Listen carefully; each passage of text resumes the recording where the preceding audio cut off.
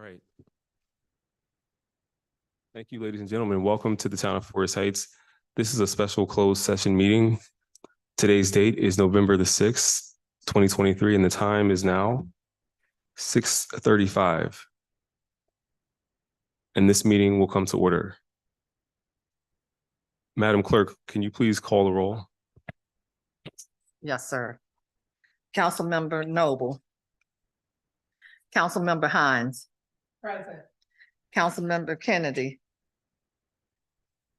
Councilmember Browson. Here. Councilmember Little. Present. Council President McDonald. Here. Mayor Lilly. Present. We have a quorum. Thank you.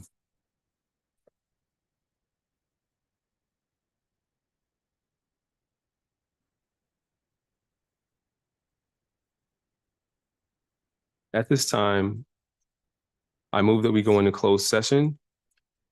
And this is under statutory authority in the Maryland General Assembly provisions, subsection 3-305. And the reason is for reason 7. Topic is to discuss and consult with counsel to obtain legal advice. And the reason for the closed session is to discuss the pre-annexation agreement and to obtain legal advice.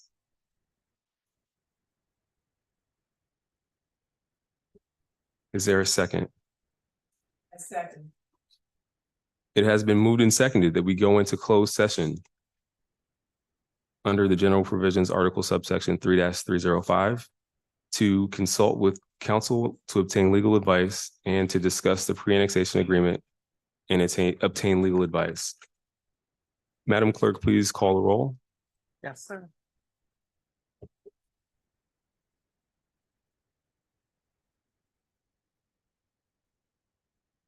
Councilmember Hines.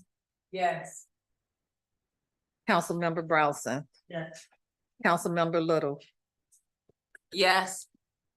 Council President McDonald. Yes. Mayor Lilly. Yes. Motion passed. Okay, the council will go into closed session, but at 7:30, the council will come back into open session and members of the public are welcome to join that general open meeting. After this closed session concludes, the events and topics discussed will be listed as well. At this time, we will go into closed session.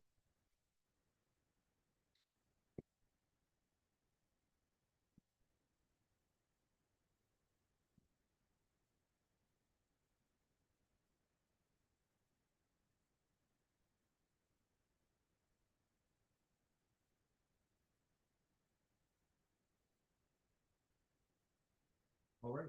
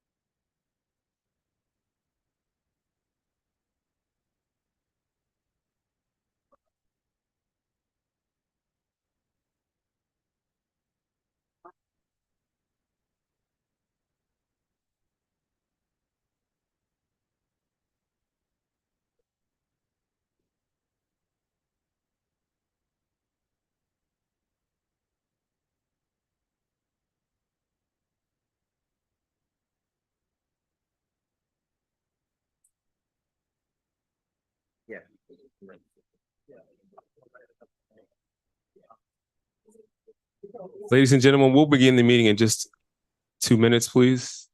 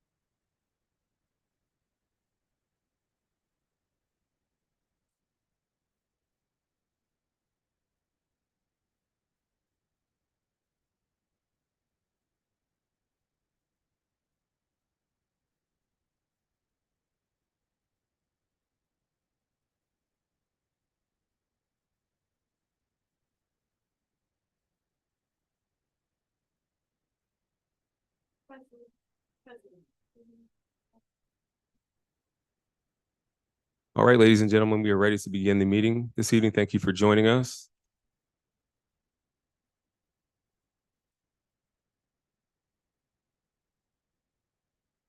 All right, today is November the 6th, 2023. The time is now 7:41, and this meeting will come to order. Madam Clerk, please call the roll. Councilmember Noble, Here. Councilmember Hines, Present. Councilmember Browson, Here. Councilmember Little, Present. Councilmember Kennedy, Here. Council President McDonald, Here. Mayor Lily. Present, ma'am. We have a quorum. Thank you. At this time, we will have a moment of silence.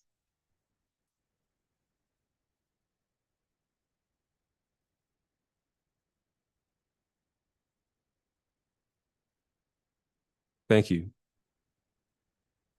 Next, we will have the Pledge of Allegiance. Everyone, please stand.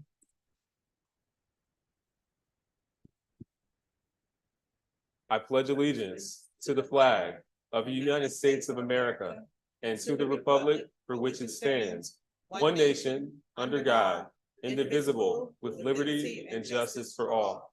Please be seated.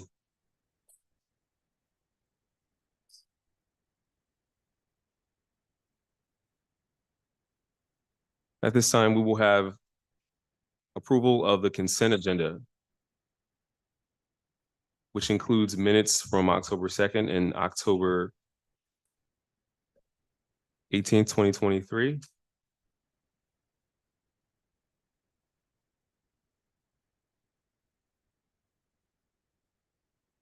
Move that we adopt the consent agenda. I second. It has been moved and seconded that we adopt the consent agenda. All in favor, please signify by saying aye. Aye. Are there any opposed? The ayes have it. Next, we will move to approval of the main agenda. I move that we adopt the main agenda. Ladies and gentlemen, please silence your phones or electronic devices in the auditorium.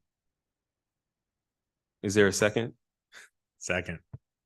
It has been moved and seconded that we approve the main agenda. All in favor, please signify by saying aye. Aye. Are there any opposed? The ayes have it.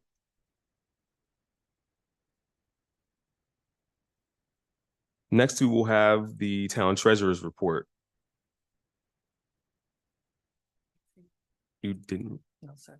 what's that, Madam Clerk? No, sir, did not receive it.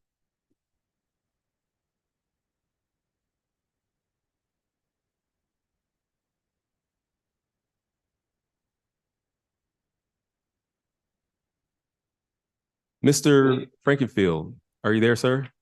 Yes, I'm here. Do I sound okay? Yes, we can hear you very good tonight. Great, we- great. Yes, we were, it looks like the town treasurer didn't receive the report for, the clerk, I'm sorry, didn't receive the report for treasury this month. Yeah, that's probably my oversight that she needed to be looped in on the correspondence. But I can get them to her. Okay. How soon can you get that to us, sir? I can forward it now. Is it that the committee got it or the, Yeah, the commissioners got it, but I didn't have the clerk on the email. okay. All right, well, it seems like we have a brief, just oversight. Our members of the finance committee who met on, was it Sunday or was it Monday, Saturday? Who met on Saturday have a copy of the report. So the report has been produced. We just need to get it to the rest of the council. You sent to all council on Saturday, Sunday. Okay. All right. So we've got the reports to council. It's just, we'll get to the clerk. Mr. Frankenfield will take care of that. Thank you, sir. All right, Yes. council, are there any questions for the treasurer's report for this month? Councilmember Brownson. I'm looking at the cash report Mhm. and, the disbursements of the cash is humongous. And I was wondering, I'm looking at the ending balance, which is like 50% less of the disbursements for the month of October. So I want to know if with this disbursement, can we maintain this type of disbursement each month? And if so, how are we going to do it? And can you give some highlights of the non-payroll electronic disbursements? That's $500,000. Yeah, so there was significant grant spend in October, to the tune of about $450,000. The mayor and Marcus subsequently requested from DHCD a drawdown of those bond bill funds. It was $450,000. So This month, we're seeing the expense of that 450 going out. And the reimbursement, I believe they responded by email. It'll be back in a couple days. But yes, this isn't a standard month for the amount of disbursements that you're seeing in October. And if I could add, Councilmember Brownson, we actually have received the $450,000 back into the town's general fund that we requested from DHCD last week, and that's related to the roadway and stormwater repair projects that we're currently under construction. Thank you. Are there any other questions for the town treasurer's report this month? Hearing none, we will move to the Department of Public Works. Good evening, Mayor and Council. Good evening. Department of Public Works Administration Report. I'm just going to speak on bullets. Department of Public Works completed the annual NPDES municipal separate storm sewage system permit reporting. Mr. Belnavis, is your mic on, sir? Yes, it is. Pull it a little closer to your mouth. Just want to make sure everyone can hear you. Can you hear me? Yes, that's better. This NPDE stormwater permit report was from fiscal year 2023, July 1st, 2022, June to June 20th, 2023, to collect information on stormwater related activities such as outage events, cleanup and street sweeping, etc. DPW draft the park and ground maintenance policy standard report. This policy is forgive me.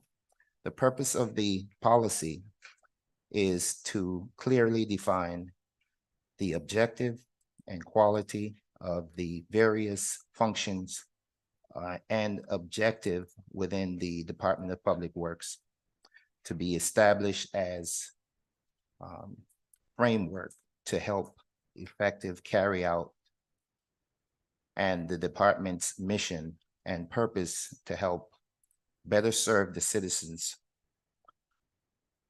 cost effectively, delivering service consistent with the mayor and council value. Including but not limited to quality standards for trees and landscaping, quality standards for Flowers Park, welcome signs, City Hall, Police Department, and public engagement. My apologies. Department and Public Garden Maintenance. Mr. Belnavis, just 1 Yes. second. Council I think council may have been able to read the highlights from the report. Is that correct? Does anyone have any questions for the Public Works report this month? Go ahead. Yes. So we're gonna negotiate.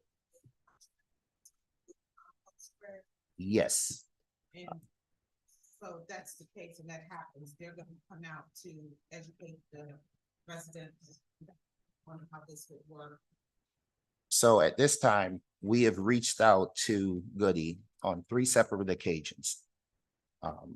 October 10th, 2023 at 4:39, October 17th at 9:37 a.m. and November 6th at 10:05. We're still waiting to hear from them in regards to our requests. Let me ask this question. So in regards to that contract, if it's changed, it would change the cost of the contract. So this would be something that would have to be factored into another fiscal year. I believe so. So it would be nice to have the information, but this is not likely something that'll happen right away. It'll be planning for the next fiscal year because it would be a budget impact. Trash fee would change, and that's something we have to give to the county because the county collects that, and then we get disbursements for that throughout the year. So I just wanted to get clarification on that. That's what's happening. You're just reaching out for information. We're reaching out for information and we have not heard back from them. After reaching out 3 different occasions, we sent emails. Thank you, sir. Councilmember Kennedy. Councilmember Noble. I have one question and one clarification. So everyone that is listening in on this and will listen in to this, can you explain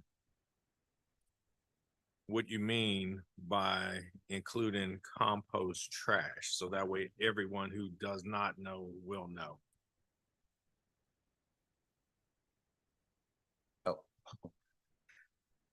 I apologize. I thought the council president. Mr. Bonavis, no, if you could answer that question. Okay, so compost compost trash is leaves that's just rotten leaves that's laying in your yard. You want to get rid of it. Those type of trash leaves that's in grass that was bagged up, but you weren't able to remove. Councilmember Kennedy, Councilmember Noble, my apologies. Just in response to, residents, learning about compost, we can reach out to Martha. What's the organization? Martha Ainsworth with the Sierra Club. Yes, the Sierra Club, and we could plan for a session. The compost is turning over like your garbage to make, fertilize, but it would go to the Prince George's site for processing. So that would be a separate. I think they make the reason as well, but I know mostly garbage or unwanted food or wasted food. Councilmember Kennedy. So is this gonna be, so you mean to tell me we're gonna have 5 potential sources of trash items to be picked up? Recyclable, trash, bulk items, leaves, and now stuff that are compostable, because the county already takes all of the yard waste to a location and they do turn it over and they turn it into basically, I believe they call it I forgot what it's called, but basically the nitrogen escapes, it becomes rich in nutrients, so that way you can buy it, and I think once or twice a year you can get it for free. Or is this something that we're trying to create our own compost? So there's a lot of variables with this. So most people have a fun enough time recycling, let alone putting another source of biodegradable items in a separate container. Councilmember Noble, and then I'll go to Councilmember Hines. Just on that note, we have had residents inquire about. So, residents who come into the town, and once you see the process, then I would like to compose myself. I would like to add more to that. So, it's environmental friendly. So. Councilmember Hines, before I go to you, I just want to add that, actually, no, I'll let you go. I'll make my point last. Go. No, I was just gonna, isn't it a certain bin that you'll get if this is what you want to do, the compost? So you just have to state it, to the town, and they'll provide it for you, or you have to buy it? What? How does that work? Everyone may not compost, so that's what we have to look at. I think with the contract too, when the contract expires, prior to its expiring, because everybody doesn't want to compost. So I'm just curious on a broad scale, for it to be in the Department of Public Works report, and we're reaching out to Goody Trash. To what degree are we trying to reach out to them that we are asking of them to do? Because if you want to compost, there's nothing stopping you from composting. if I could add too for council. I think we had committees over the weekend. Public Works is one of the 4 council committees, and this would be a great opportunity to take this idea of a potential change to the contract and get it on the agenda for the Public Works Committee to consider, talk through some of these issues, and then also get some feedback from residents.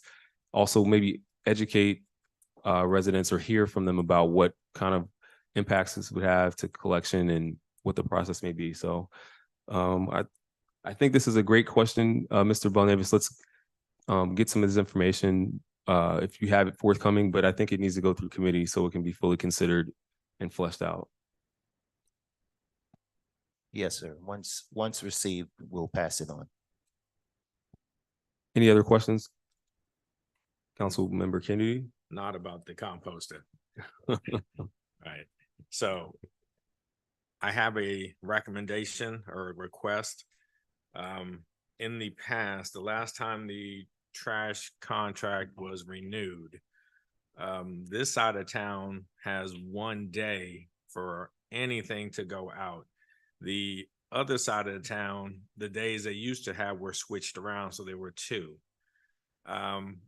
I would love to see that one side of town has 1 day and the other side of town has 1 day, not this item and this item go out on a certain day and this item and this item go out on another day.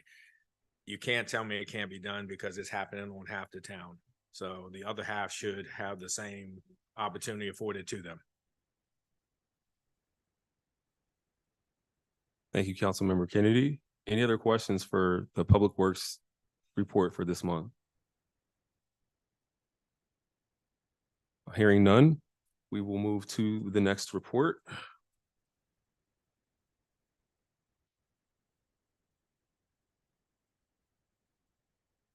Next, we'll have code enforcement.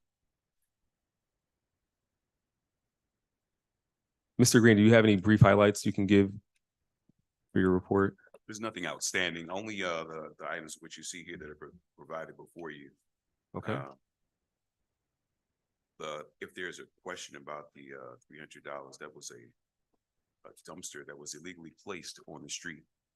And they agreed to pay it so that they can leave it there to take care of the business that they wanted to take care of, understanding that there was possibly additional funds. Oh, could you pull your mic a little closer to you, sir? How's that? So That's better? much better. Okay. I said if there was a question about the $300, there was a dumpster that was illegally placed on the street. That's what that fine was for. But they agreed to pay that. They've already paid it and they've moved it since. Outside of that, everything is pretty straightforward. You said that was on page 3? Yes, sir. No, that was on page 5. 5. Okay, that's when I saw it. Okay. Are there any questions for this report for code enforcement for this month? Council President McDonald?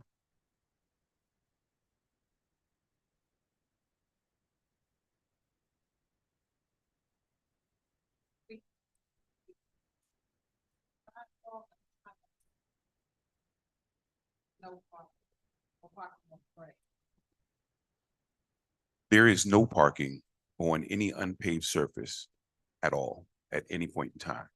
So sometimes it just says parking on paved, or it may say parking on grass.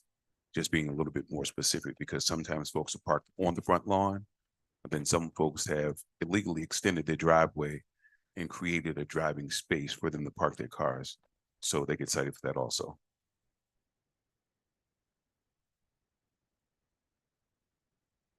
Council Member Bronson? Yeah, I just want to ask, is code enforcement working on weekends?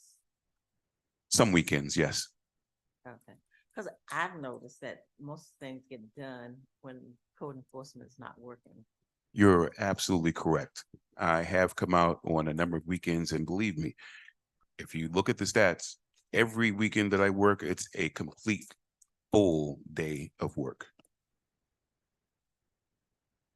You think it would be beneficial for us to, we have 2 code enforcers now, right? No, ma'am.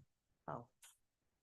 Okay. Yeah, we currently have one. One of our code enforcement officers recently resigned That's correct. and has moved on for personal reasons. It wasn't No, Yeah, it's absolutely for nothing personal bad. reasons, yeah.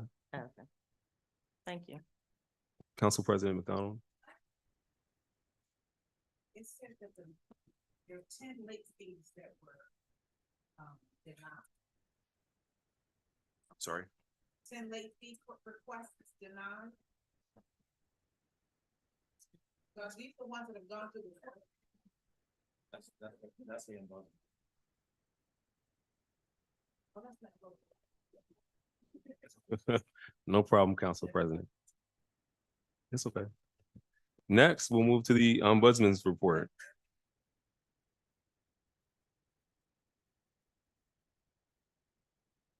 Council President McDonald? Madam Clerk? Can't hear but Dawn. Oh, okay, Council President, I was told to hold the mic a little closer if you can, so they can hear your voice. All right, are there any questions for the Ombudsman's report for this month?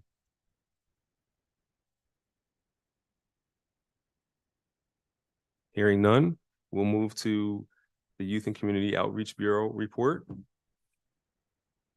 And Mr. Holland was going to be here, but he has excused absence for this evening.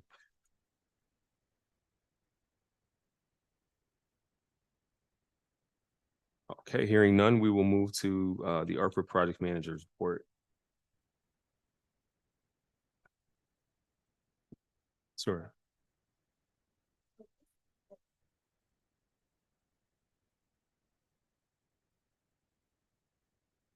Which event you referring to, Council President?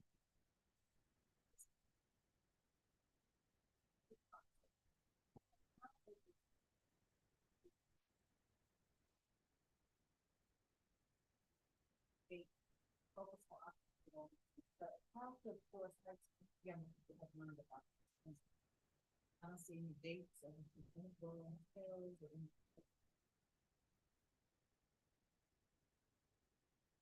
Well, I will ask for Mr. Holland to give some more specificity on the report here. And we definitely, it looks like there's one coming up at Oxnard High School. We definitely want to get Foresight's kids involved. We had a lot of folks that showed up and volunteered with Harvest Day all day long, from the point when the sun was up until the sun had been down for a while. And we definitely want to engage them, those at Potomac High School as well, to be at this next one.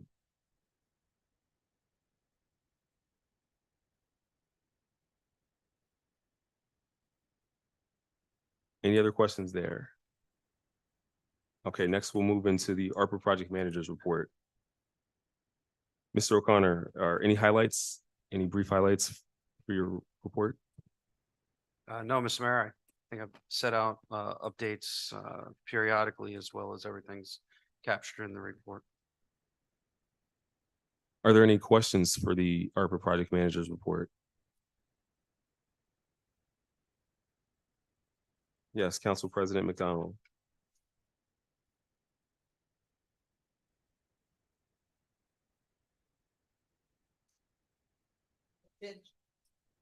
As you see, the various project sites, you will notice benches and sidewalk installation, things of that nature. How do we, I guess, prevent theft of the benches? They're secured to concrete pads.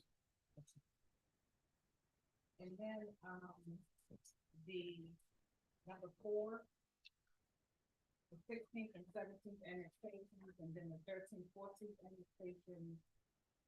I'm just trying to get my numbers. That's a typo on my behalf. Those are already presented to council. I should have removed that. The 16th and 17th are more of a longer process, which is going to involve Clipper Way, some more roadway on Oxon Hill Road, as well as the long-term goal trying to get Eastover brought into the jurisdiction. But again, it's a long-term goal because they are larger commercial properties, and they'll take pre-annexation agreements to go ahead and get them to come into the jurisdiction. So they're. I'd also add on that particular annexation, that's going to be a conversation with the community to determine if that's, what the pros and cons are to do that prior to that being brought to council. So I just wanted to add that note. But you can continue, Mr. O'Connor. That was it? Okay. Councilmember Little. I just wanted to know if there was an estimated date Yeah, no around questions. for the parks that are on order for Seneca Drive. Last I spoke with the contractor, maybe a few days ago, they said it could be a week and a half to 2 weeks to possibly get the parts in, everything. So hopefully we'll have it before then. I want to go, I'm sorry, I skipped Council President McDonald. She had another follow-up question to the prior point.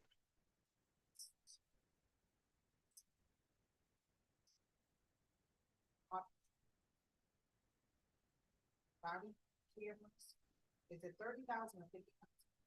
So we originally requested 30,000 on the grant, but based on the way the grant was written, they gave us an award of 50,000. I think the chief of police has a resolution in here.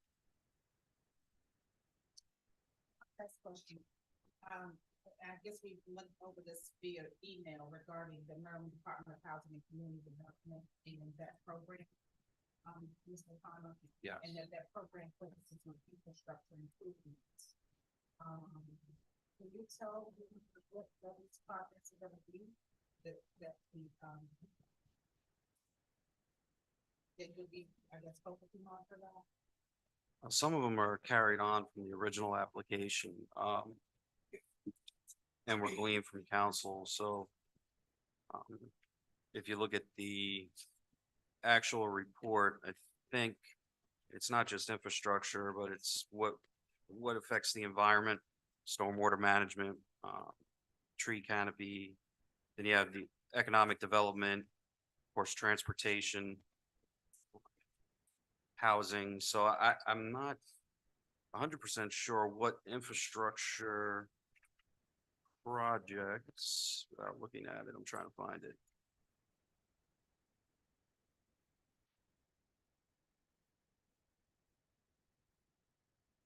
I think the only infrastructure projects that are listed in this report directly relate to the environment, which is continue to repair stormwater management systems and improving stormwater runoff. The action items are listed as Black Hawk Lane, Arapahoe Drive, Creed Drive, and continue with the original tree canopy program that previous boards have put in motion. I think those are the two big infrastructure things. Everything else is either economic development or fair and equitable housing.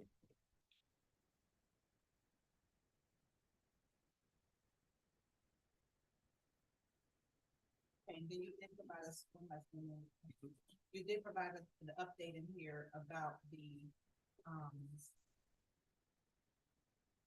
$450,000 for the planting trees that was granted.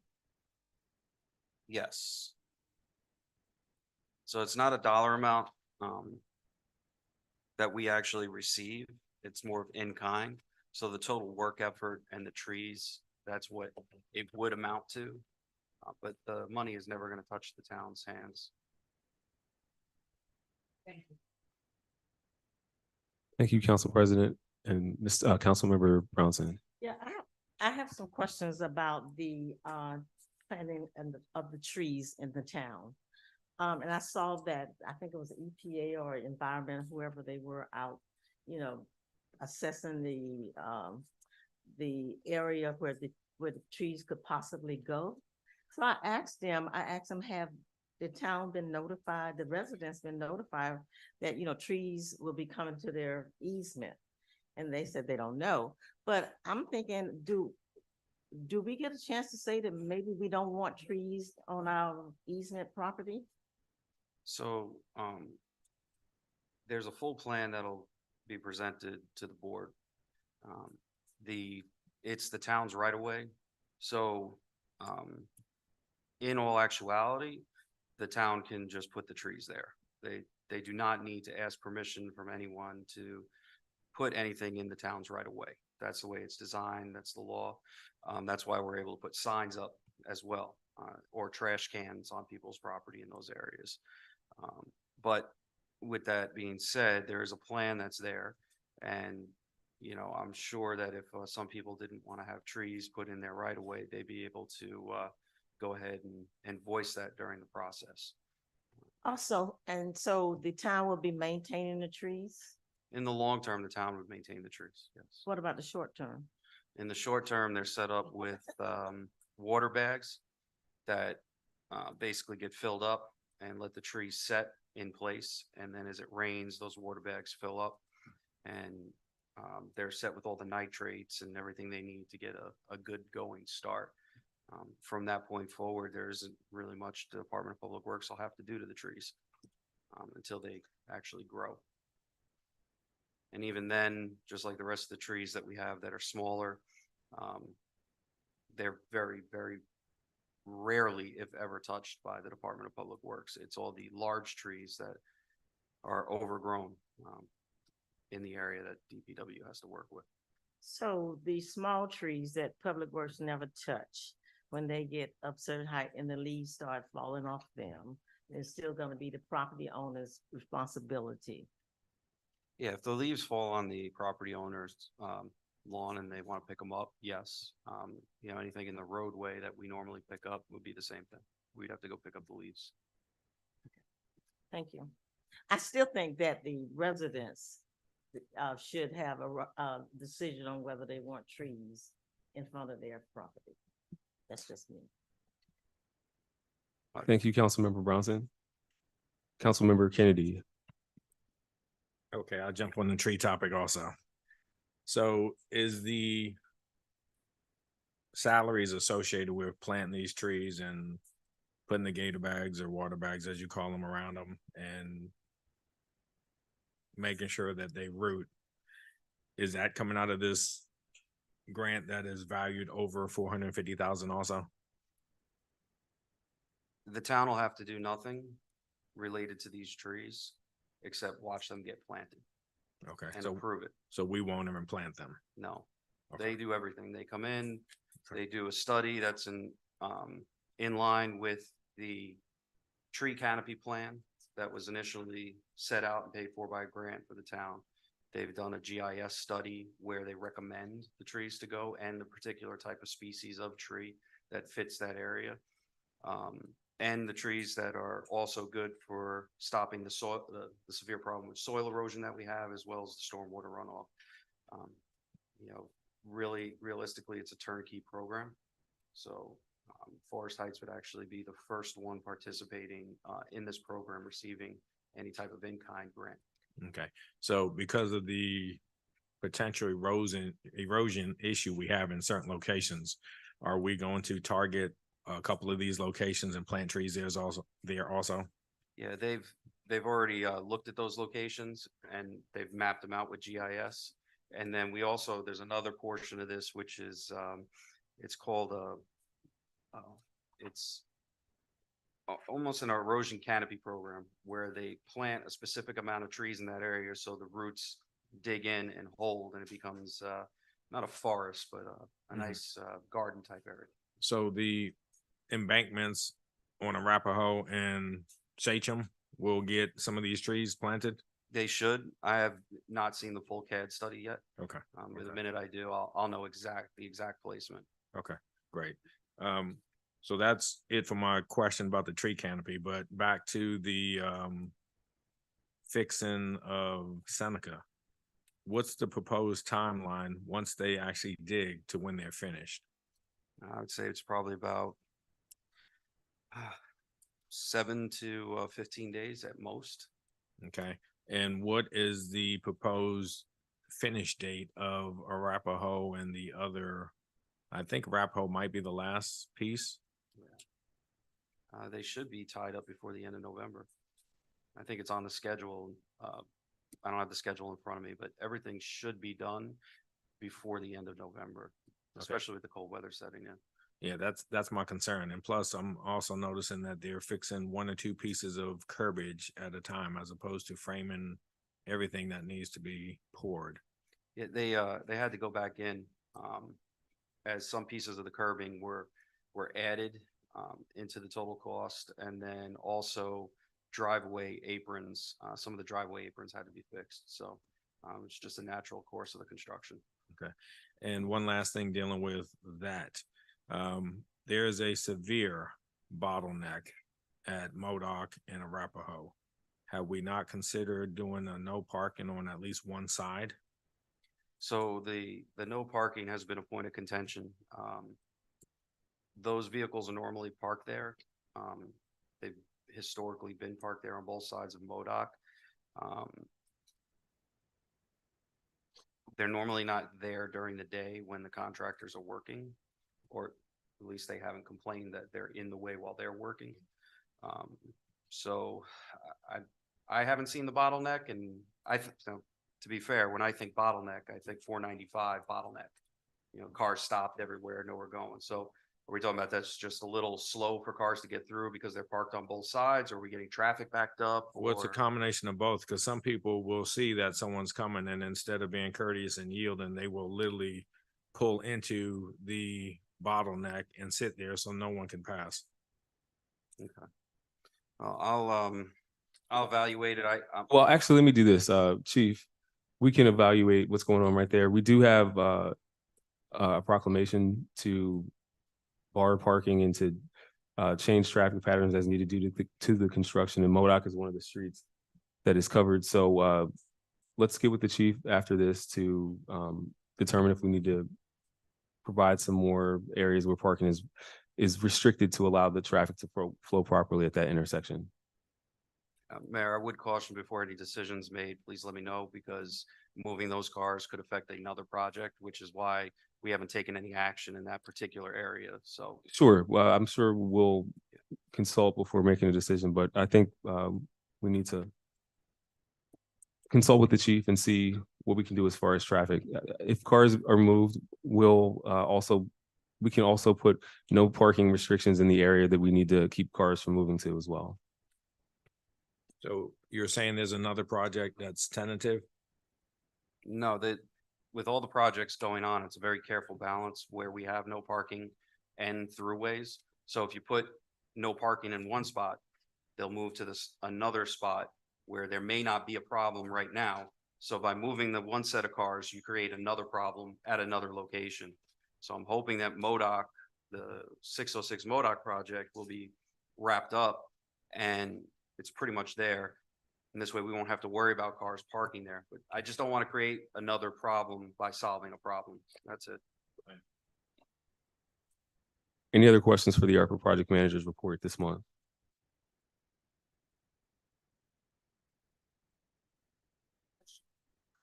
Free drive is phase 2. How many phases does it have?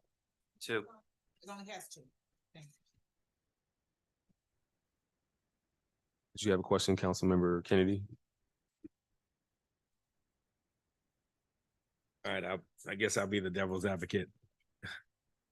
Pre-drive is only 2 phases? Unless I'm directed otherwise by the mayor and council, it's 2 phases. Okay, so for where we we started in the middle of Cree, so phase 2 would be the bottom? No, it's the title is a little bit deceptive because it affects Creed Drive, but it's actually stormwater runoff from all the roads that are above Creed Drive. So it's assigned to affect Creed Drive, but the construction likely will not be on Creed Drive. So the name's a little bit deceptive, but the phase 2 is for the stormwater runoff. If there's more funding that comes down and the mayor and council want phase 3, 4, I got you. Just let Okay. me know. So thank you for that. So the large conduit that's coming basically under Indian Head Highway and basically eroding out the top several homes, this is part of this phase 2? So it will touch a part of that. There's not enough funding to I fix understand that. that. Understand? However, the planning portion, what will happen is next year, hopefully, the county will open up their hazard mitigation funding through Homeland. we'll be able to put in for that, hope for the millions of dollars that it's gonna take to fix that soil erosion that's there. And at the same time, I'm hoping that we can get State Highway to come clean the drains, because it's their responsibility, and make sure that flows. But we're gonna have to do something in the meantime to slow it down, but either way, we're gonna have to get a lot more money to fix that. And quickly to touch on this particular project you're talking about, this is a couple streets that are above certain portions of Cree. And the water is draining down through some of the backyards. This is not specifically dealing with that large drain with the erosion. It's more so how streets that are a couple of they're back in Cree, and the water that's rushing down from those streets is going through people's backyards that live on Cree. I'm pretty sure one Black Hawk, Tecumseh, that area. Right. Okay. All right, we will move to the next report. Thank you, Mr. O'Connor.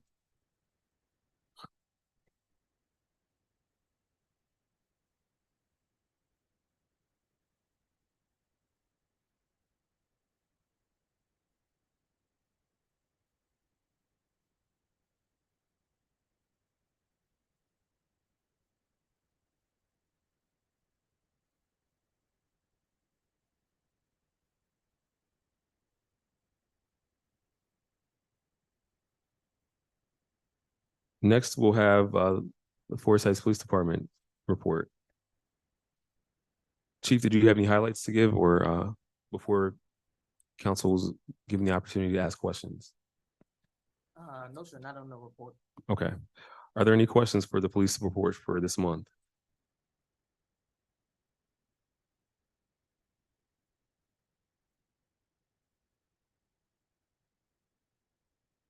Hearing none, we will move on. At this time, we will have public period. This is an opportunity for residents and members of the public to speak and provide comment. If there's anyone in the auditorium who would like to speak, you can come forward, state your name, the street that you live on, and you will have 2 minutes to provide comment. If you're online, you can also speak at this time. Is there anyone who wishes to speak during public period? Yes, sir, we have a Mr. Hall. Okay. Good evening, Mr. Hall. Good evening. Just one moment. I think we want to make sure folks who are online can hear you as well, sir.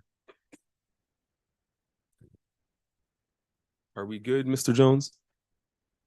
All right, Mr. Hall. Yes, Good evening. Mayor and Commission. I am representing the city of, that's my previous job, I'm sorry. That's too funny. Glass Manor Community Center, I'm the director of Glass Manor. My previous job was working at District Heights, so I know all about these city meetings you all have here. But I'm here representing Glass Manor Community Center Director. We're having a Thanksgiving luncheon on November 18th from 11 to 1. And I wanted to get the word out to some residents that we want to have a nice time. It's a nice meal for a $10 fee. We're going to have live music. And since I'm a new director, I really want to meet the residents. Like I met yourself that time when you came for our town hall we had back in May. I just wanted to get the word out to the residents for that event. I came earlier just to drop some flyers off, and I met Miss Irma, and she said you all were having a meeting. So I figured free promotion right here. That's really all my time I really had. I just thank you for the time. Before you leave, give us, so November the 18th. November 18th, from 11 to 1 at Glass Manor Community Center. I have plenty of flyers here. You can either come in any parking planning facility to pay, or there's a QR code. If you're computer savvy, you can click on it and pay. Like I said, it's our inaugural event. We did this event in my previous job. It was always a big hit. And since it's the first one here, I'm trying to get it going so it can be something nice for our community on this side of the river. Thank you, Mr. Hall. Yeah, Thank and you. please stay in contact. Please share any other future events that you have. I plan to, now that I know what the time frame, I will. Thank you, sir. Is, Did you? You're yielding. Councilmember Hines. no, I just wanted to ask, you said $10. Does that, I mean, what about children? It's for ages 6 and up. So just like our building to come in is you have to be six up to come in, but it's family oriented. I know a lot of folks will say sing is this for everyone. And right now I'm just trying to get public out to the buildings. I know a lot of folks look at our facility and think it's teens, because we do get tons of teens there. I get plenty of kids, but I don't see enough adults. And I'm just not used to having that. My previous job, I saw adults, seniors, and kids. So I'm just trying to get the word out to get our building more publicity for the most part. Thank you. You're welcome. Thank you, sir. You have another question, Councilmember Kennedy? You stated you have flyers? Yes. Can I have one, please? Yes, sir.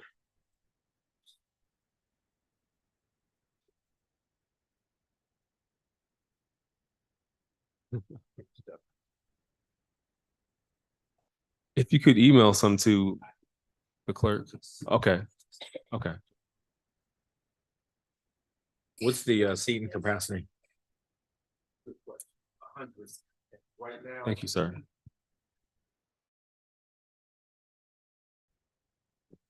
Very good question. Well, one thing, so we normally limit comment to 2 minutes. Council, if there's some other questions, we'll make sure to get them answered. And thank you for providing the flyers. We're looking forward to having folks come out and turn out for the event. And also, we want to do this more where we get to hear about what you're doing. We'll also like to share things we're doing for youth and community in the future. So we really appreciate you being here this evening, Mr. Hall. Thank you for the time. Thank you. Is there anyone else, either in the auditorium or online, who wishes to speak at this time? Okay. Hearing none, we will move on.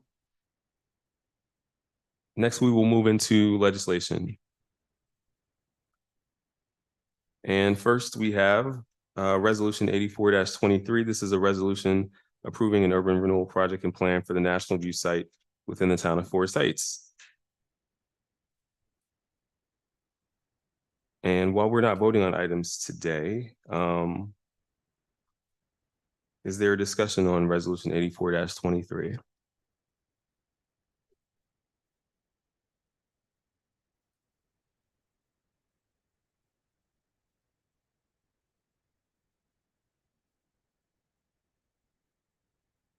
Okay. Hearing none, we will move on.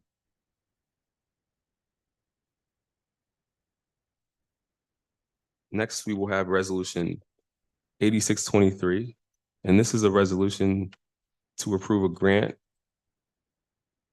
I'm sorry, this is a resolution to approve and grant permission to Clean Water Partnership and its contractors and assigns to allow access and entry to municipal properties and rights of way within the town of Forest Heights in order to design, survey, locate utilities, test soil, locate and plant trees, and perform other duties in connection with installation and establishment of urban trees. Introduced by myself, Mayor Lilly. Is there any discussion on Resolution 86-23?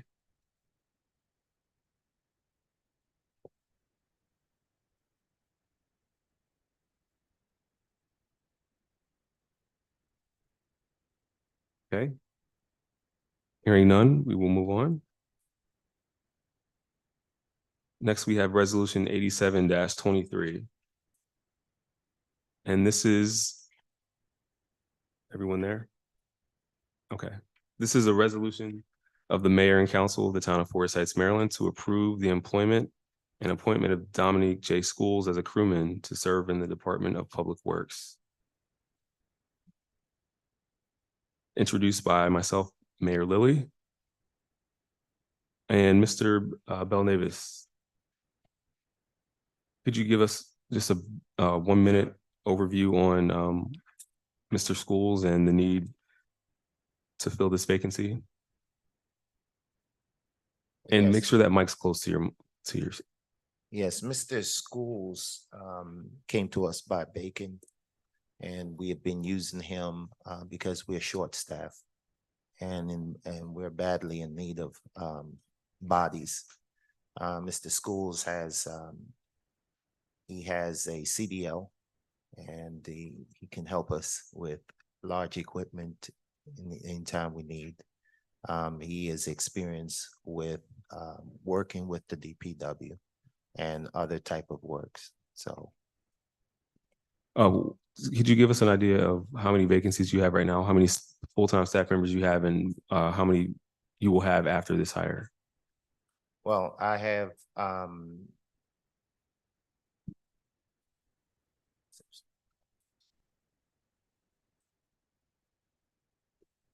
we have one vacancy. Just one vacancy now. If we are Mr. Schools, right? Zero vacancy after Mr. Schools. Okay.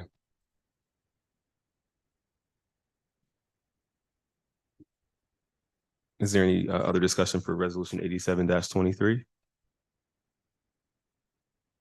So is this a vacancy when someone's left or quit or, what's the, why do we have a vacancy? Yeah, Mr. Belnavis. It's a vacancy because someone resigned. Any other questions on resolution 87-23? Hearing none, we'll move to the next item.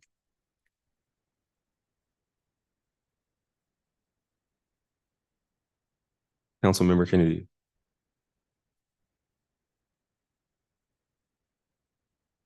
Ask Mr. Belnavis.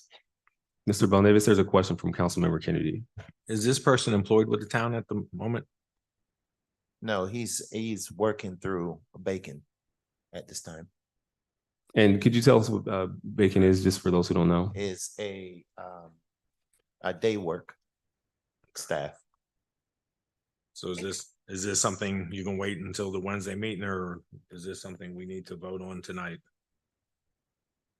I would love for you to vote on it tonight.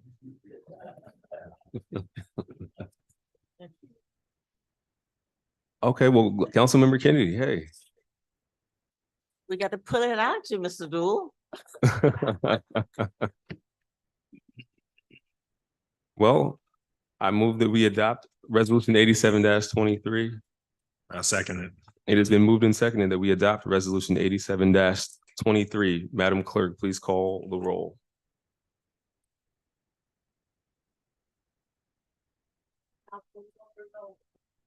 Yes. Yes.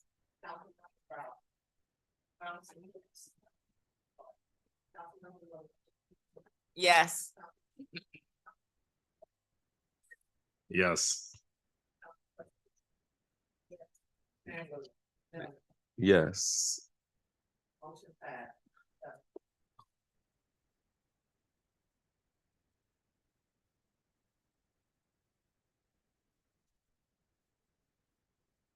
Thank you, Mayor and Council. What was that, Mr. Belnavis? Thank you, Mayor and Council. Thank you, sir. Thank you, Councilmember Kennedy. I was gonna try to let us vote on everything next week.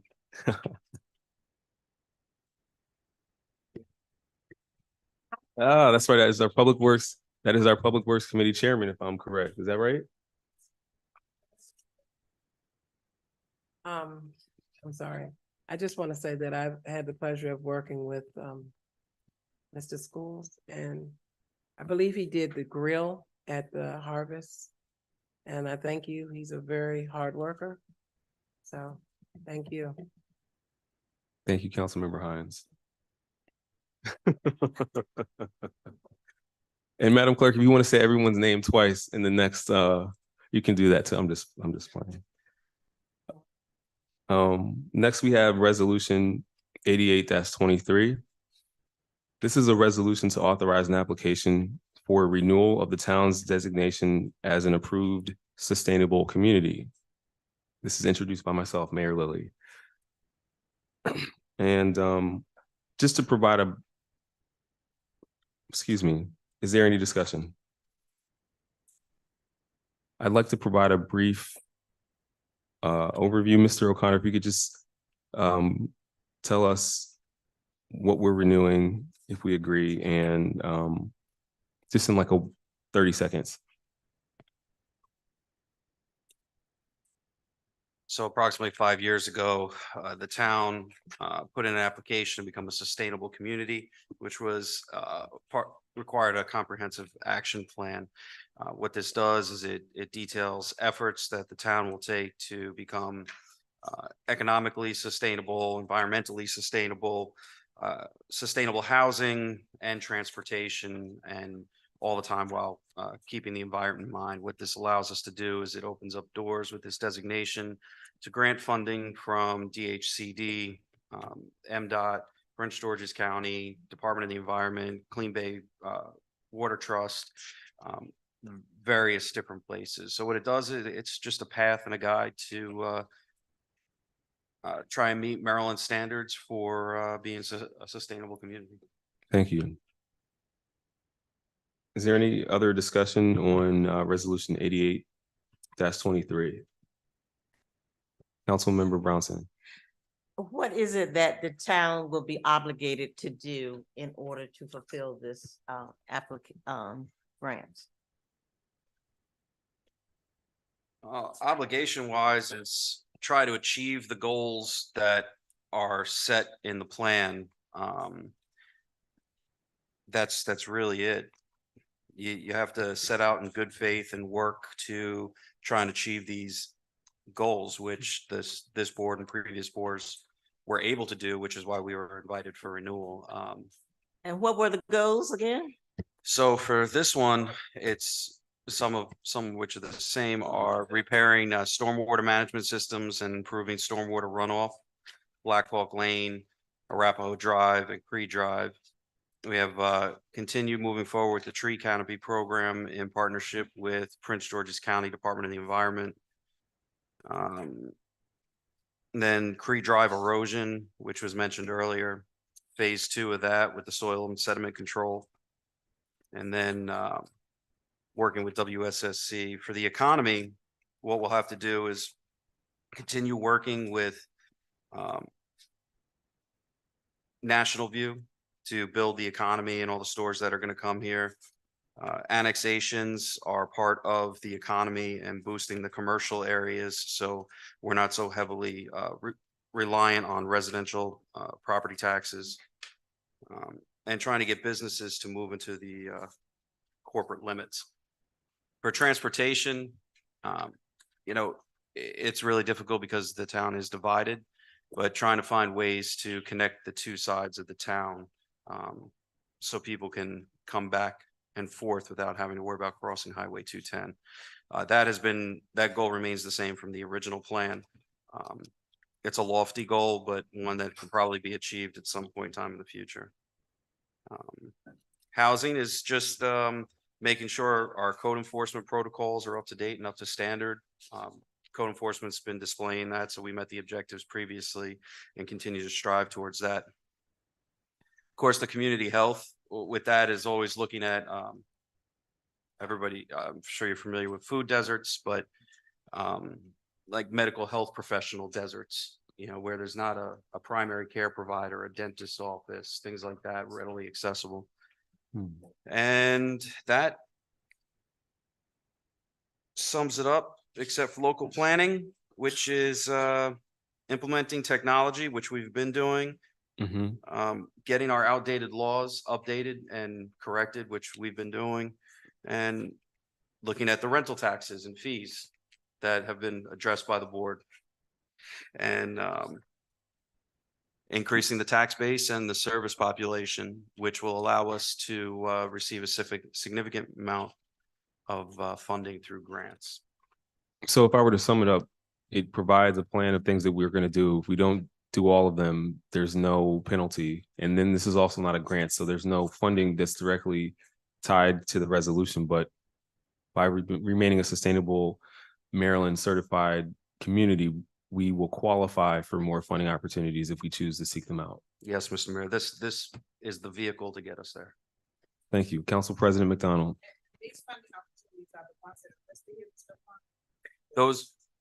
Those are some of the funding opportunities, and what you'll see listed in there are funding opportunities that we took advantage of during the last 5 years, directly related to DHCD, and ones that we'll pursue in the future.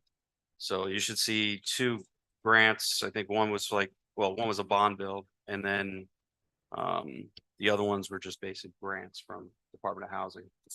So these, I would assume, have reporting requirements.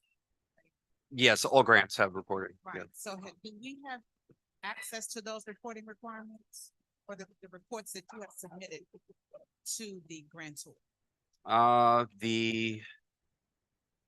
Any of the grant reports for reporting can be easily printed off in PDF and sent out when the funds are expended.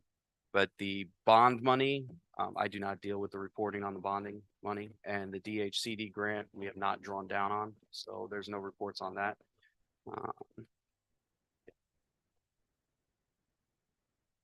Any other questions related to resolution 88-23? Is there, Mr. Jones, you hear some static or feedback? Council President McDonald, try,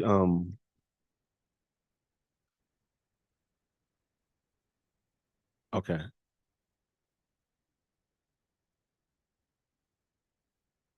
Okay. Do we need to have it unplugged and plug it back in, perhaps?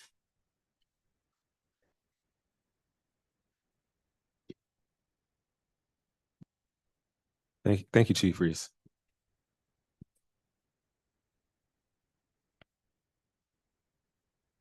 Is there a timeline when this has to be?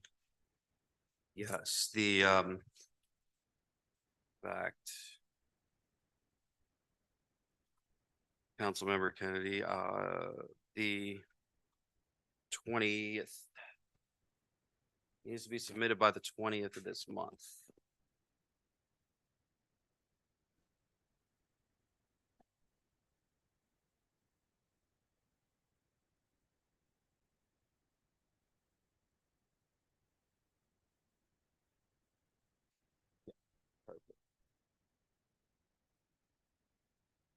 So it would be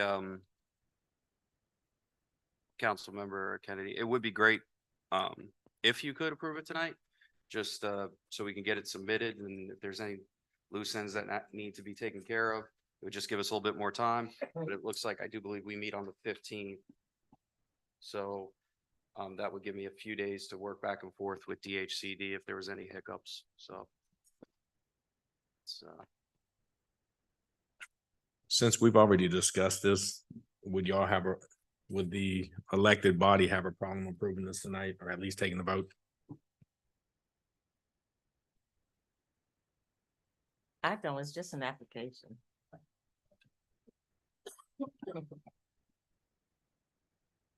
Yes. No, you can make the motion, Councilmember Kennedy. I move that we adopt resolution 88-23. I second. It has been moved and seconded that we adopt resolution 88-23, and I'm sorry, Councilmember Little, I saw you coming just at the very last second. Madam Clerk, please call the roll. Yes. Yes. Yes. Yes. Yes. Yes. Yes. I'm sorry, go ahead. Go ahead.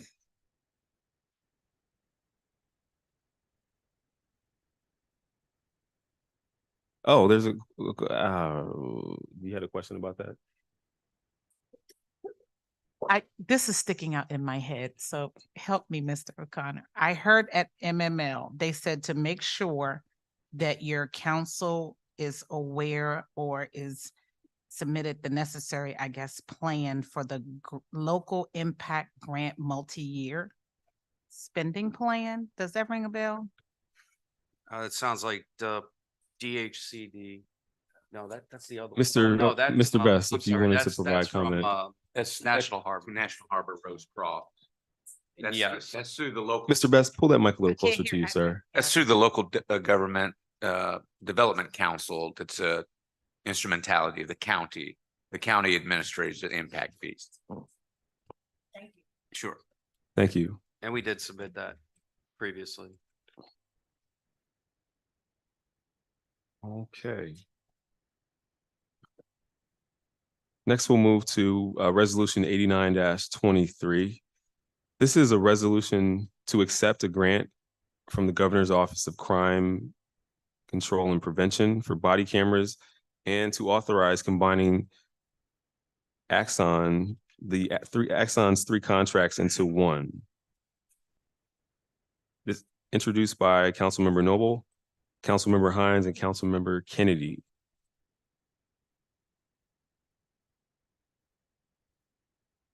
Discussion.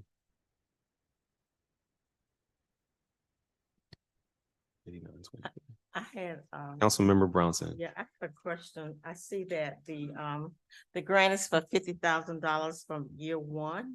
Is that correct? So what happens with year two and beyond? I know they still have cameras and they're still gonna need to be monitored. So how will they be, that service be paid for in the following years? Yes, Councilman Brunson, I'm gonna let, Mr. O'Connor answer that for the financial portion. So, council members, this grant is available will be available for the next 5 years. There was over $500 million that was allocated by the state of Maryland to implement the Police Accountability Act. Governor Westmore has also allocated more funding. So what'll happen is every year we'll continue to put in for this grant to receive this money. It's not necessarily that we're going to get the award, but as you can see, I requested 30 and we got 50,000. So this money is going to be pushed out to implement this. So we would hope that the cost could be offset by the award of the grant. So if, the economy doesn't do well and he doesn't have that money to allocate in year two, is there a backup plan for how we're gonna pay for this in the following years? I'll turn that over to the chief because it is legally required to have it. So that's on him. So, Councilwoman, this is something that we've already budgeted for within our budget. With the Police Accountability Act, this is a mandate by the state. We must, as law enforcement officers, have body-worn cameras. So this is something we've already budgeted for. With this year, this will take some of the burden off of the town. As you know, as I do with all of my grants, we apply for grants every fiscal year. And I think thus far that the police department has been very successful in obtaining grants, and that's what we're gonna do in the future. So I cannot speak for next year, but we will be trying to obtain a grant as long as we're eligible.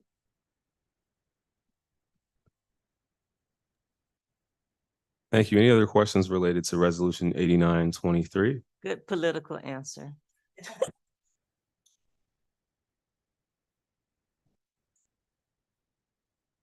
And it sounds like since it's a mandatory thing, I guess if there's less money to spend, some other things there'll be some retrenchment, right? Some other things may have to go to the wayside, but this will be a component that remains. Yes, we will look at our budget and downsize. Yes. All right. We'll move on. We'll move on to Resolution 90-23.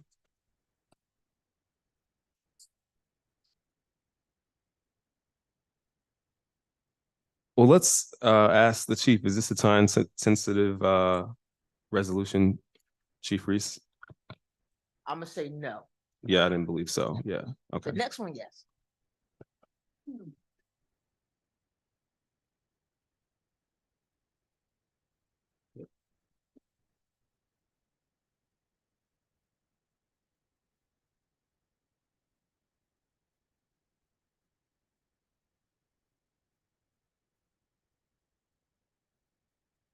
All right, next we will have Resolution 90-23.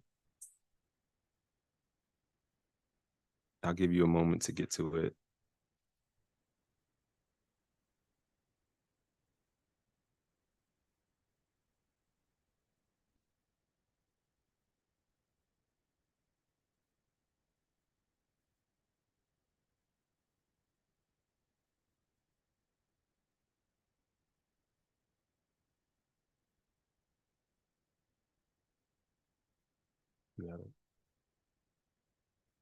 Okay, Resolution 90-23 is a resolution to approve an agreement between the town of Forest Heights, the town, and Avio Incorporated, Avio, in order to run a pilot program in the town by deploying real-time stop sign detection systems at various intersections identified by the town to encourage safe stops and adherence to traffic laws. Introduced by myself, Mayor Lilly. All right, discussion. Chief Reese, can you provide a brief Yes. overview? Yes, sir. So, the police department, we have been receiving some complaints about, citizens doing unsafe stops within, certain intersections within the town. During one of the Prince George's, Chiefs Association meetings, there was a vendor, and he is already has been doing a pilot program with, 2 other jurisdictions, in Prince George's County, the town of Potter City, and I believe the town of Colmar Manor. And so what this program is doing, if you, just to try to give you a visual, there is a trailer located at, Mohican and Seneca Drive. With this device, we will be able to identify vehicles and to capture the data to see how many unsafe stops are going on at that particular intersection or whatever intersection, because it is on a trailer that we may move. I do point to this intersection because this intersection also houses one of our school bus stops where children sit and wait for the bus. If this pilot, which I'm asking, is approved tonight, we can begin to capture the data. And then there's 3 phases to this. We're going to capture the data, and then once we capture the data, the sign will then turn to say, if a citizen goes up to and performs an unsafe stop, the sign will say unsafe stop. And so the ultimate goal for this is really to change the behavior of our citizens at these stop signs, and also to gain data, because we are pushing for legislation for the state to adopt a stop sign enforcement. If the council wants any more details, we do have the owner on Zoom if you have any technical questions of the device. That's all I have. Council President McDonald. So I have a question, Chief Reese. So what has elevated this to a pilot? What unsafe stops, or what has been the result of unsafe stops? Somebody got hit, a dog killed? What has been some of the incidences, I guess? So what we have, like we do with any type of complaint that we get in the town. So we have been receiving complaints that people are performing unsafe stops at that intersection. And so what we did was we actually put a police car out there, and during that specific time, we did make, quite a few traffic stops, and we issued citations, which is a $90 fine and 1 point. To do that, obviously, we cannot be there at that one intersection all of the time. So this is the way that we can kind of use technology to kind of fill that stopgap with the police department. Thank you. Are there any other questions? Councilmember Noble. Yes, Chief. I see it's a 4-week program, and is the plan for it to stay where it is now for 4 weeks, or to move it about to 10? So we can do that. Right now, this pilot is only for 4 weeks. When the company actually came out here, I identified that as one of the most notorious intersections that people run a stop sign. It's a very large intersection. So it is a pilot, but ultimately we will cross that bridge if we want to keep that device. Obviously, that comes with a cost. But right now, we're just doing the evaluation period right now to see how much it actually can work for us. If you also see in the resolution, the town of Carter City has actually seen a 80% reduction in stop sign violations at their pilot. So I believe we want to see if it works, and we want to see if it works for us. Question on that figure, is that an 80% reduction in observed So right now, traffic violations at the stop sign? yes. So right now, the camera is capturing violations, and so it's going to take that data and then compare it to the data when the sign tells the driver that you're performing an unsafe stop. So we have the start and then the finish, and then we can compare to see how much it went down. Thank you, Chief. Councilmember Noble. I just see where, I mean, these numbers are in my head, 15,000 and 40,000.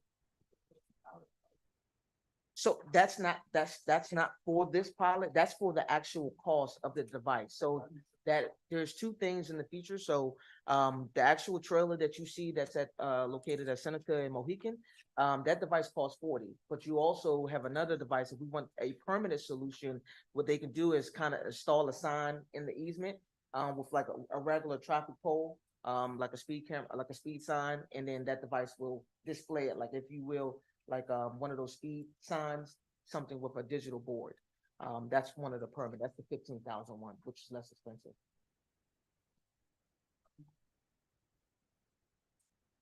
Councilmember Noble. Last comment. It's not just residents, it's people who come into the town of Forsyth. So I want to just make that clear that it's not always residents, it's people coming into the town. Deliveries and things like this. Thank you. I have a question. Councilmember Brownson. You were making the distinction between the 15,000 and the 40,000. Okay, the 40,000 capture information, tag numbers and stuff like that. What would the $15,000 dollar monitor do? No, so they both do the same thing. The distinction is the 40,000 is actually on a movable trailer. Okay. The 15 is a permanent, is in the ground, Okay. like a regular sign. Yes, ma'am. Okay, thank you. Yes, Council President. And we would have, if this was to move forward, Chief, we would have several of these throughout the town. So that would be the determination if we want to move it right now. I've just determined that intersection right there. Now we can go forward once we get to that point. If we need to put more in the jurisdiction, obviously that's a budgeted question. But right now, that intersection is the most notorious for it. Councilmember Kennedy.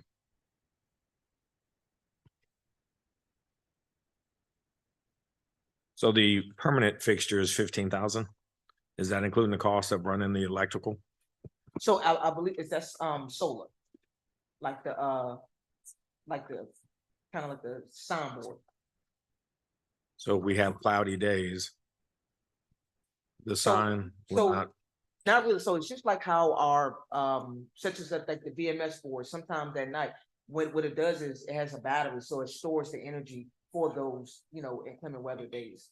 So, but it stores, we haven't had any problems with any of our solar items. well, you said the vendor is online? Yes.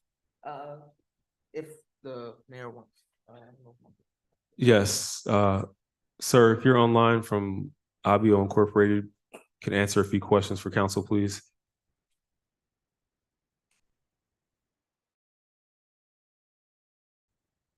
What was his name, Chief Reese?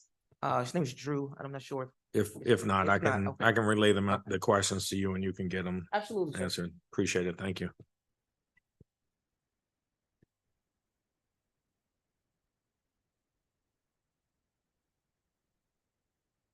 Online because he's calling me.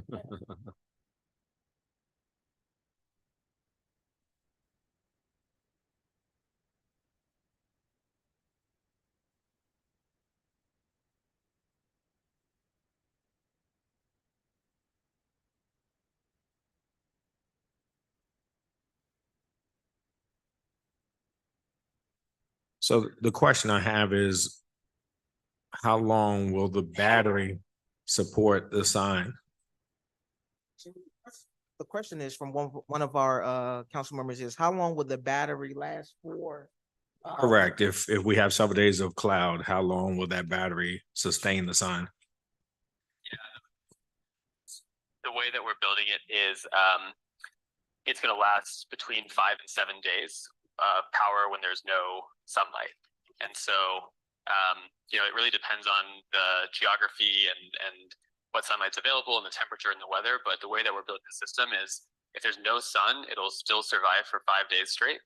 And then if there is sun, even sparse sun, even with cloudy days, we will still be charging a lot. So the expectation is this should be able to run without interference over the course of many days, even if there are clouds in the sky.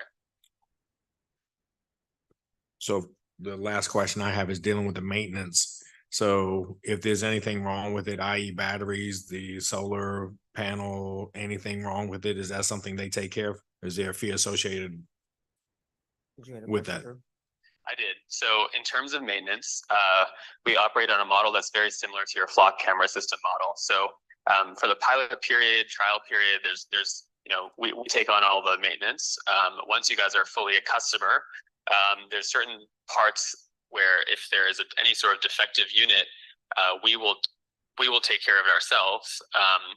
But if there is something that breaks due to vandalism or inclement weather, you'll be able to purchase individual parts exactly the same way you do for flock safety today. Thank you. All right, thank you, Drew. That's all the questions. Councilmember Hines.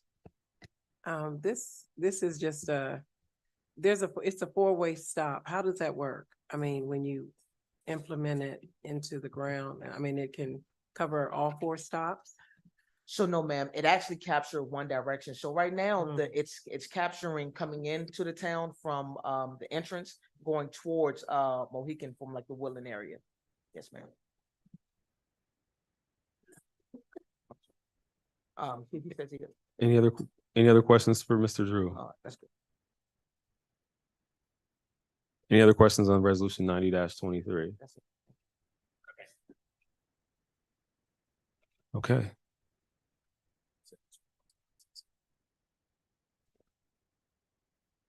Well, there's no cost in it now. We just want to be authorized to do the pilot. Okay, and the pilot will, bless you, the pilot will terminate and will not automatically roll into another agreement that incurs any costs, no contracts.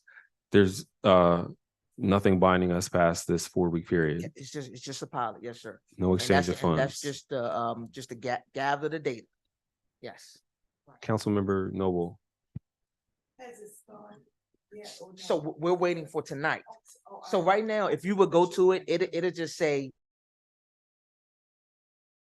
be safe. That's all it's saying. I have, I thought I had stopped correctly. I have a question. Councilmember Brunson. Can it be moved just freely like a trailer picked up with the other side? Because you said it's monitoring the traffic coming in to town to Seneca. But actually, the more stops are coming from Cree Drive to Seneca, that direction. So what we could do is we can kind of just while we're in with the pilot, we can kind of move it. That's why it's on the trailer. He said if we can move it, Yes. we can go from there. If we want to move it to the other side of Forest Heights, we can, that's it. Okay, thank you. Well, I just wanted to thank the chief for bringing this as an option because it was one of the things that came up in several meetings recently. Folks that have spoken during public period or emailed the council have noted that running a stop signs is an issue, and especially on the routes where folks are walking to Forest Heights Elementary School and other places like that. Due to the time sensitive nature of this resolution, I move that we adopt resolution 90-23. I second. It has been moved and seconded by Councilmember Little that we adopt resolution 90-23. Madam Clerk, please call the roll. We have Councilmember Noble, Yes. Councilmember Hines, Yes. Councilmember Browson, Yes. Councilmember Little, Yes. Councilmember Kennedy, Yes. Council President McDonald. Yes. Mayor Lilly. Yes. Motion passed, 7 yes, 0 no. Thank you, Madam Clerk. Oh. All right, at this time, I need to make an acknowledgement. Prior to this general open meeting, council held a closed session, and I believe I did not read the reopening statement, and I want to do that at this time. So the meeting that we were in previously, there was a closed session for council, was closed at 6:35 p.m. It's held here in the municipal building. It was closed under the Maryland's general provisions in subsection 3-305. And the purpose was reason 7, to consult with counsel to obtain legal advice. And the specific reason was to discuss the pre-annexation agreement and obtain legal advice.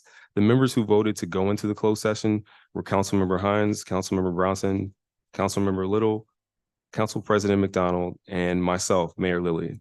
Persons who attended the closed session were Council President McDonald, Councilmember Little, Councilmember Brownson, Councilmember Kennedy, Councilmember Hines, and myself, Mayor Lilly, as well as Mr. Kevin Best and Ms. Sherlita Hawkins.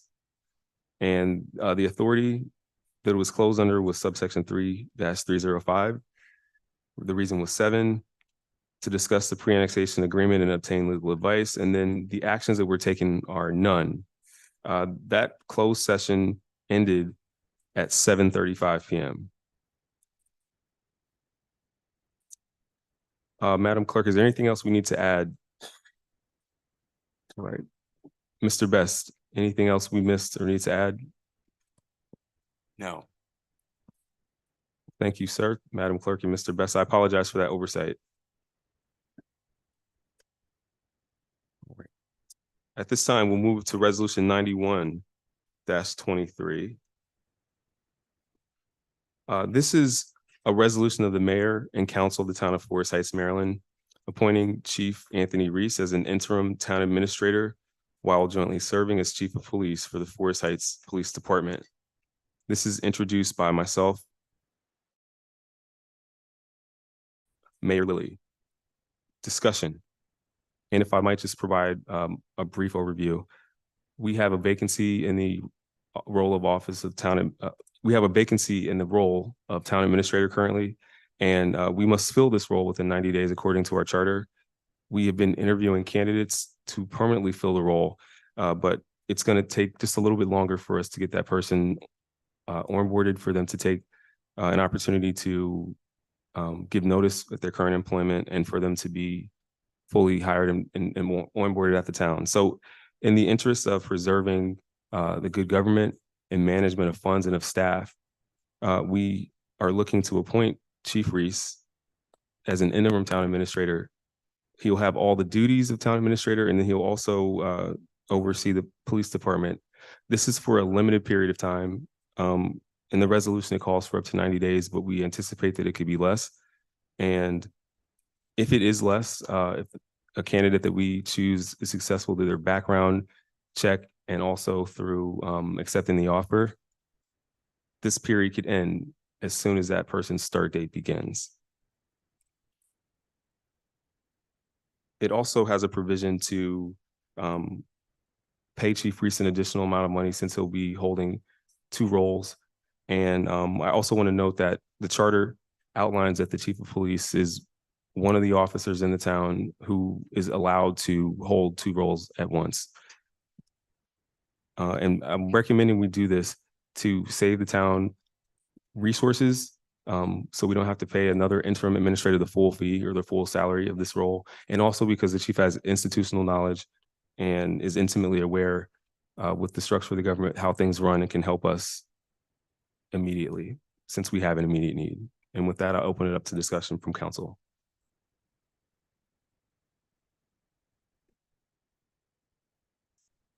Council Member Brownson. Yes, you said that this is just an intern position, and have you all found someone to take the position as or selected someone to take the position as town administrator?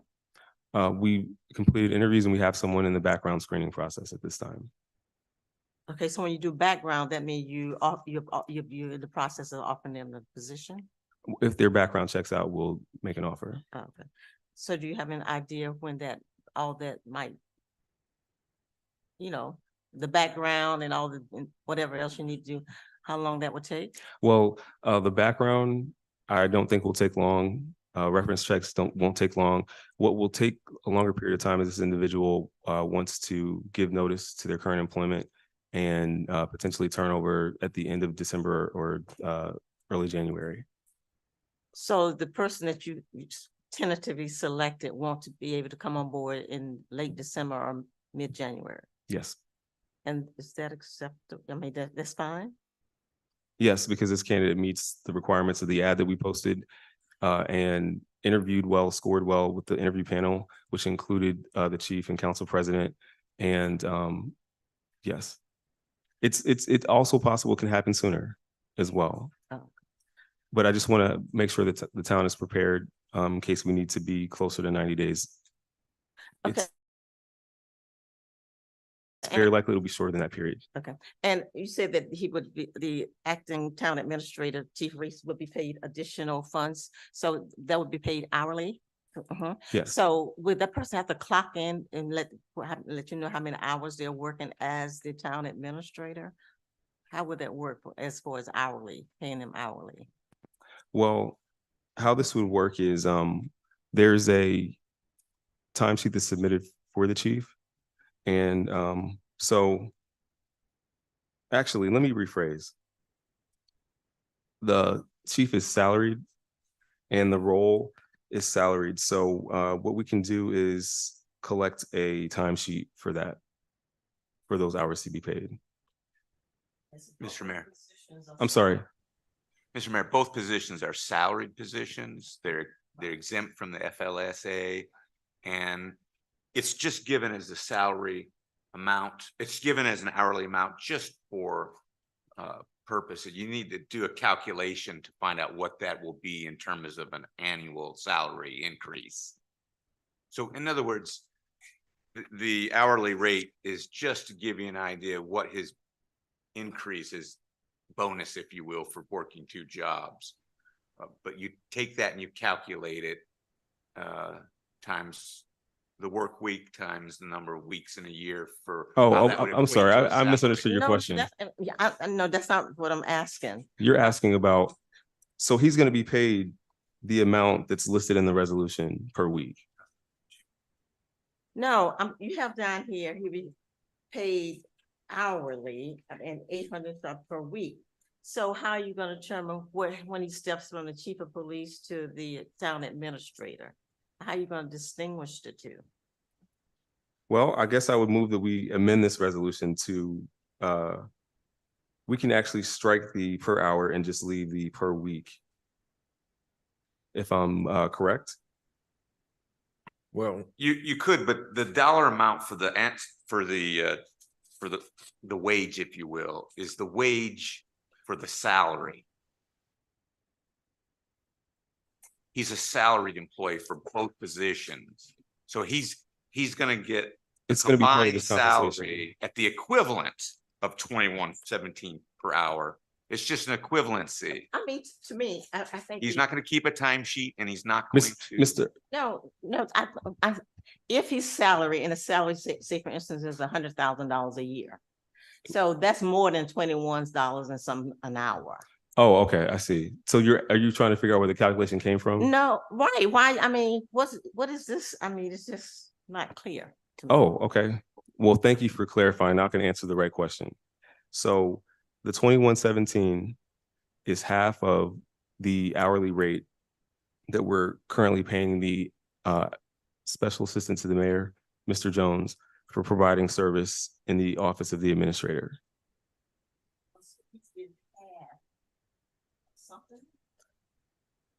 Yes. Yes. can I try and clarify it? Councilmember Kennedy. So I understand how you're looking at this. So it says, I'm just gonna say X dollars per hour. It's just saying that he's getting an additional that amount per hour or that amount per week on top of it because he's gonna be doing two jobs. It's not like he's gonna come in and do 21.2 hours as a police chief and 18.83 hours as the town administrator. So he's wearing both hats concurrent with each other. So, Okay, so but you're saying he's getting an additional correct. Yes. Correct. Correct. Yes. Correct. Yes. So But yes, for the period that he is interim town administrator, he'll be paid 2117, right, per hour. This would be additional. So it would come to 846.80 per week that he's in the role as interim. In addition to his normal salary. Does that make sense?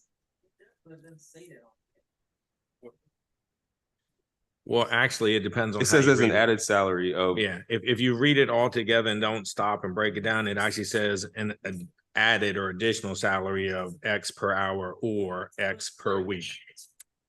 it says that salary. his actual salary is quoted in here in the 1, 2, 3, 4, 5, 6. Second to the last whereas. Yes. But after that. doesn't- It says Yeah. added salary of 21.17 per hour in addition to his current salary as chief of police until such time as the council names a permanent successor. In addition to whatever the hourly rate at his 116. Okay. Well, I understand, but have we answered your question? Yes, you answered the question, answered it verbally, Okay. but it's not finished. Councilmember Noble. I think for clarity, I think that hourly is the questionable part, in the sense that we know he's gonna assume these additional duties, but the way, if you're layman reading it, it's like, okay, 5 hours, you're gonna, so that's where it's a little, Could we amend it to say just the number of hours that it will be for or per week? the per week, not all, just the per week. But that's essentially what it breaks down to, like 40 divided by the 8.6 is $21.17. And I was like, that doesn't seem like that's so bad. Well, it's all a matter of how you read and interpret it. And so When are we expecting or want him to start? Damn, yes. I want to vote on this tonight.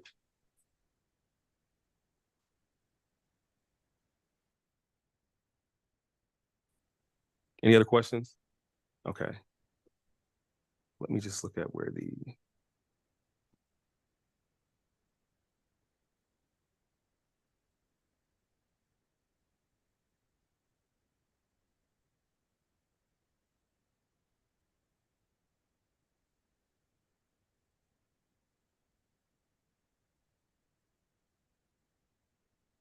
All right. If there are no further, Councilmember Noble. Just a comment, I don't wanna see us overtax those fine people who are willing to, do their job, because the chief responsibilities are heavy as it is, so add on to the administrator. I appreciate him assuming that, but I just want us to be conscious of overtaxing people. Thank you. Thank you, Councilmember Noble. I also am concerned about that and spoke with the chief prior to asking him to assume these duties. And one of the reasons I think that he was willing to do so is because his department has some backup staff, some administrative staff who can help things to run smoothly. One of the reasons he didn't want to step away from the police chief's role is so that it is a temporary assignment. It doesn't become permanent. He's not vying for this appointment. He's not applying for this position and is wishing to resume his police duties as soon as possible. Yes. All right, if there's no further. So what you're saying is he took this it's like an assignment, as for the good of the town. Absolutely. Yes. Absolutely. So you're saying he don't need additional funding? Is that what you're saying? I don't think so. I don't think that, no.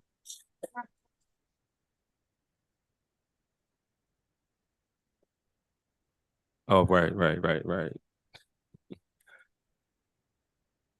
Yeah, we really appreciate the chief, first for being a strong enough leader for us to trust him with this, and also for taking on the additional role, responsibility.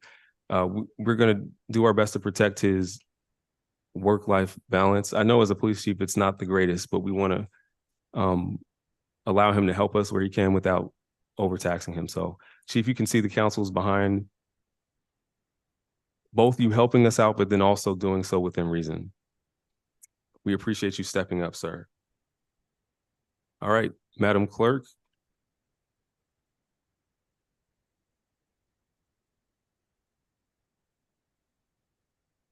No. Madam Clerk, please call the roll. Yes, sir. Councilmember Noble. Yes. Councilmember Hines. Yes. Councilmember Browson. No. Councilmember Little. Yes. Councilmember Kennedy. Yes. Council President McDonald. Yes. Mayor Lily. Yes. Motion passed, 6 yes, 1 no. Thank you, Chief Reese.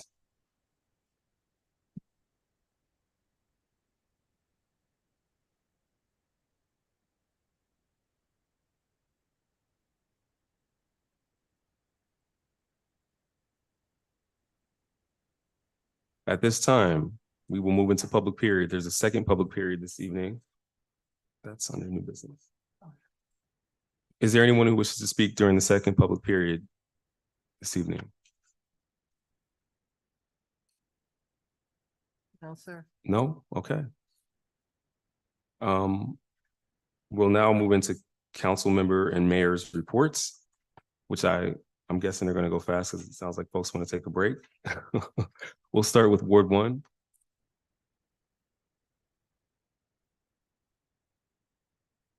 No reports today. Council President McDonald. Yes, good evening. So two things. One is I attended the fall session that Legit that Legit put on, and so I had an opportunity to go through the Open Meetings Act session, which was very dense, a lot of information. So yeah, myself and Councilwoman Little. The second thing I want to share is that there are several committees that have been established in the town. And one of them is the Finance Committee. And it had its first meeting on November the 4th. And in attendance was myself and Councilwoman Little, Councilwoman Noble, Councilwoman Brownson, and Shaletta Hawkins, our town clerk, and also Chief of Police Anthony Reese. And I just wanted to read just briefly something that I guess supports what it is that we're trying to do as a finance committee. And this is in the charter, Financial Management and Internal Controls, Article 20.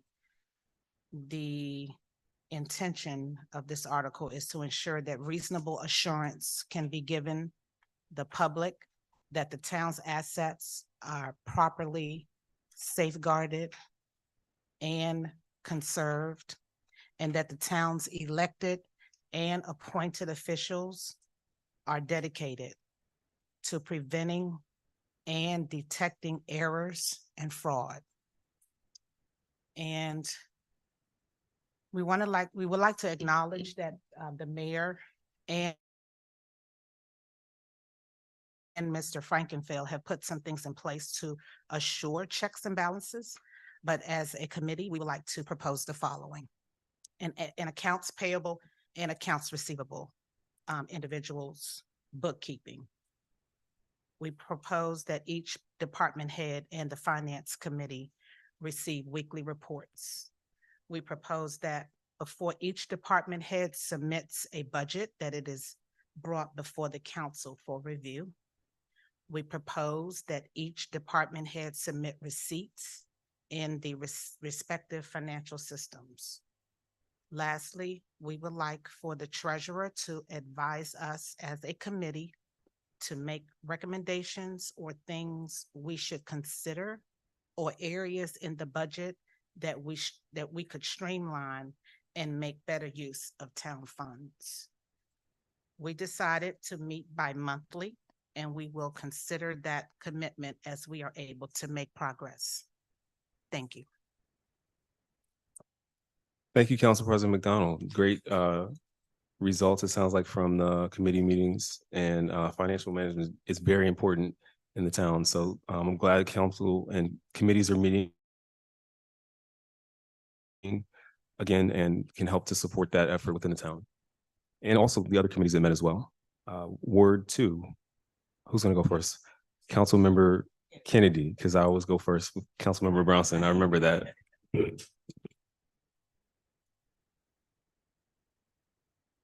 First, I want to say thank you to everyone who worked behind the scenes to ensure that the 3 activities went off, I wouldn't say effortlessly, but the appearance was that it was effortlessly.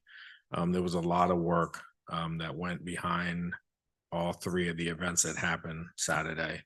I know Public Works has been tasked lately with a lot of things back to back. So I do want to say thank you for the members of Public Works that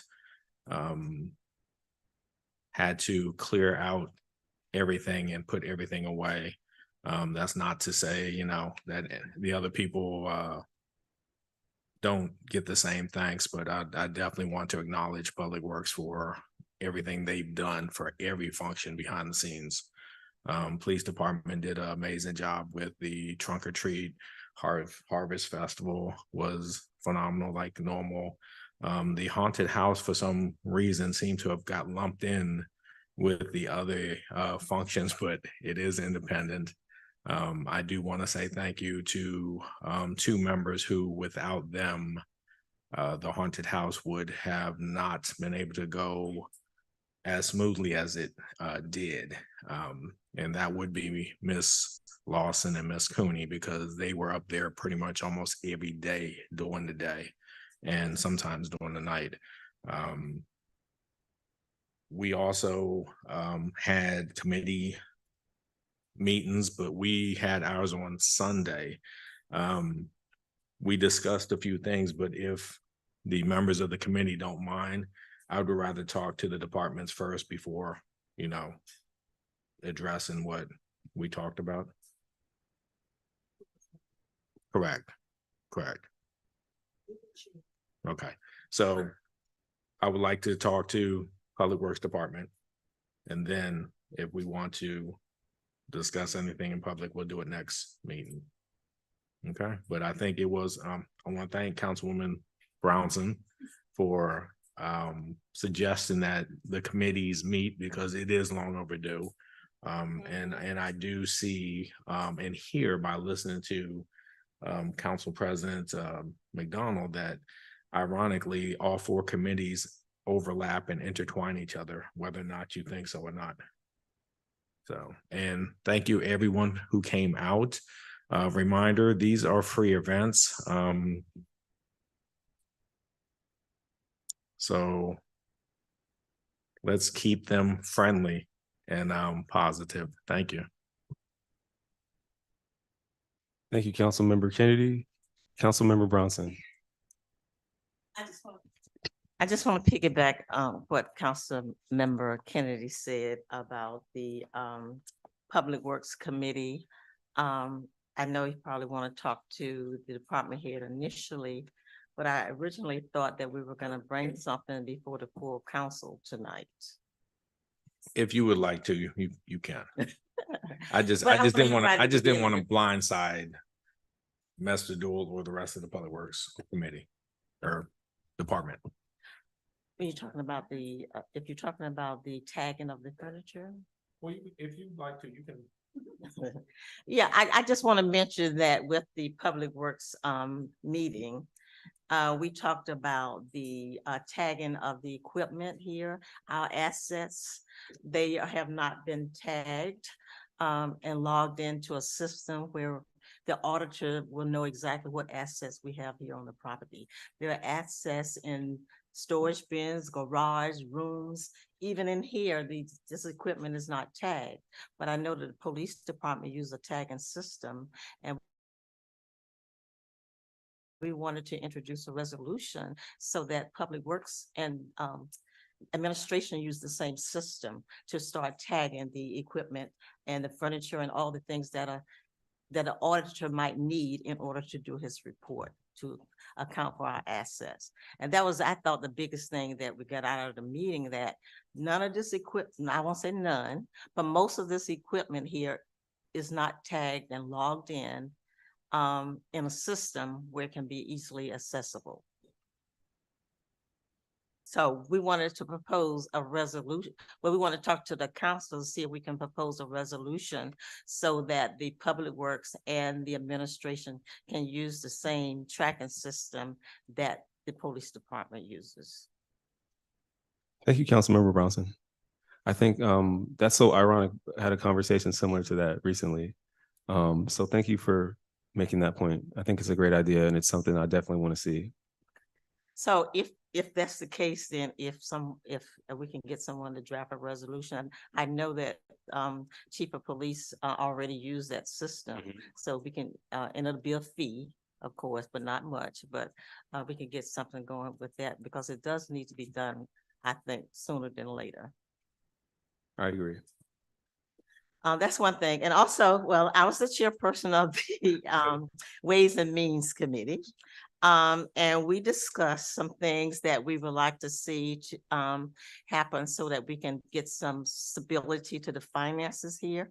Maybe some ways that we can bring money into the town that will be long lasting and not necessarily dependent on grants. And one of the things that we talked about was the rental properties in the town. I know I talked about that earlier, and that we wanted to see if we have a line item where rental properties can be taxed differently than real property. So we wanted to pursue that as well. And we wanted to ask the treasurer if he could look at other jurisdictions to see what they are charging for their real property taxes. I mean, for their rental property. So we have something to base it on. And I know that the code enforcement have already given us a list of how many rental properties are already listed. But if he could just make sure that that's thorough and, comprehensive. So when we get that, we can start working on maybe drafting some resolution. And the reason why we brought this up is because we would like to introduce this in the next budget cycle. We also thought about the car tags in the town, all the out-of-state tags. I know we get a lot of complaints about that. There's so many out-of-state tags that the residents can't find a place to park, and so forth and so on. So we thought that maybe if we could do some education as far as people, maybe in the newsletter, something about if you live in the town, should register your car in Maryland. And with that comes income back to the town, because we will get some dollars as a result of, when they go register their car. So that was another thing that we talked about.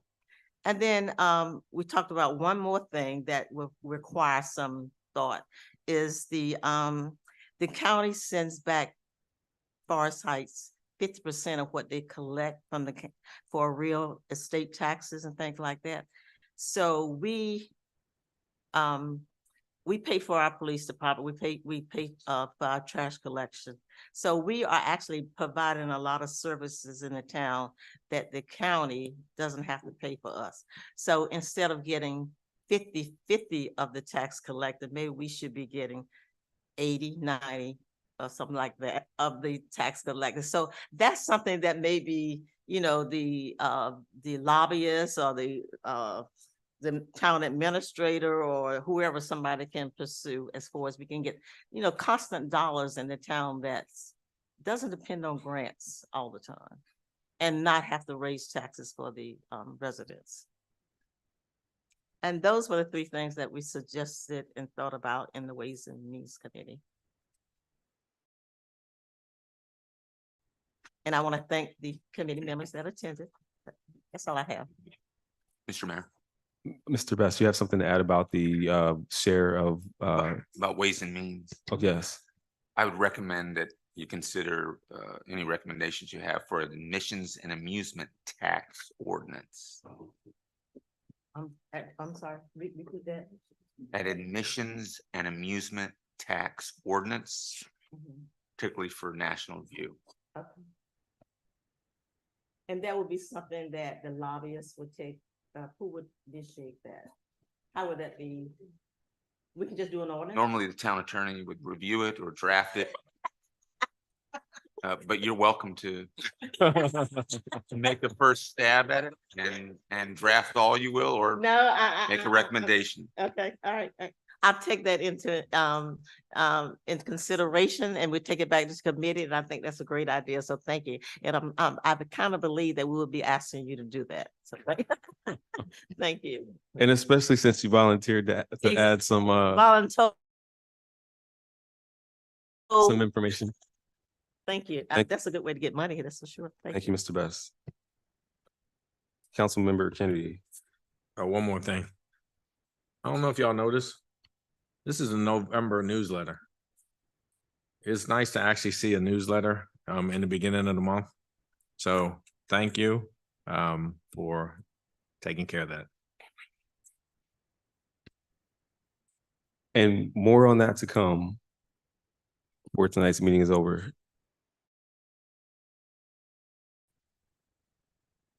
All right, so now we'll move on to Ward 3. We'll start with Councilmember Hines.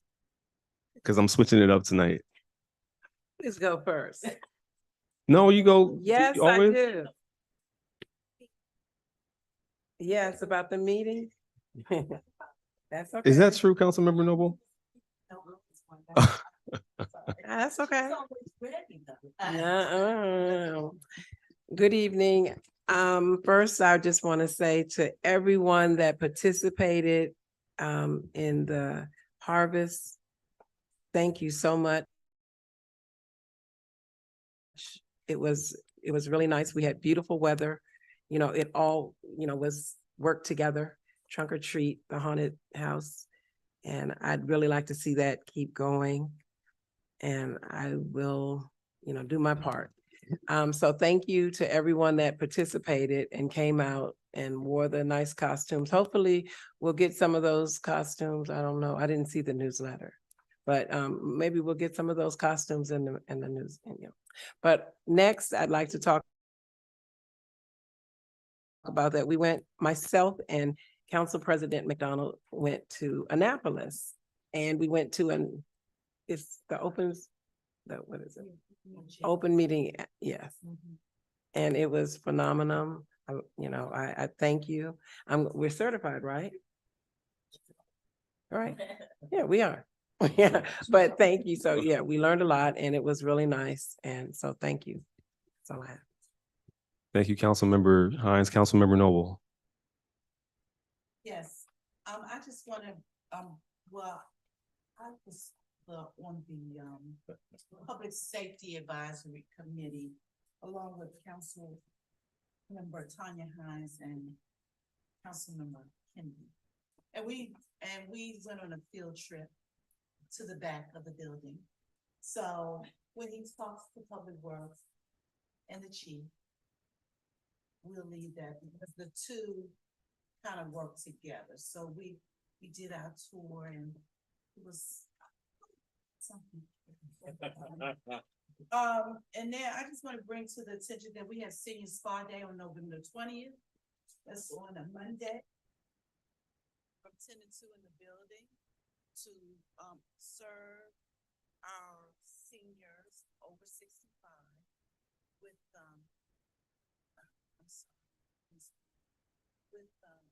haircuts, hair services, and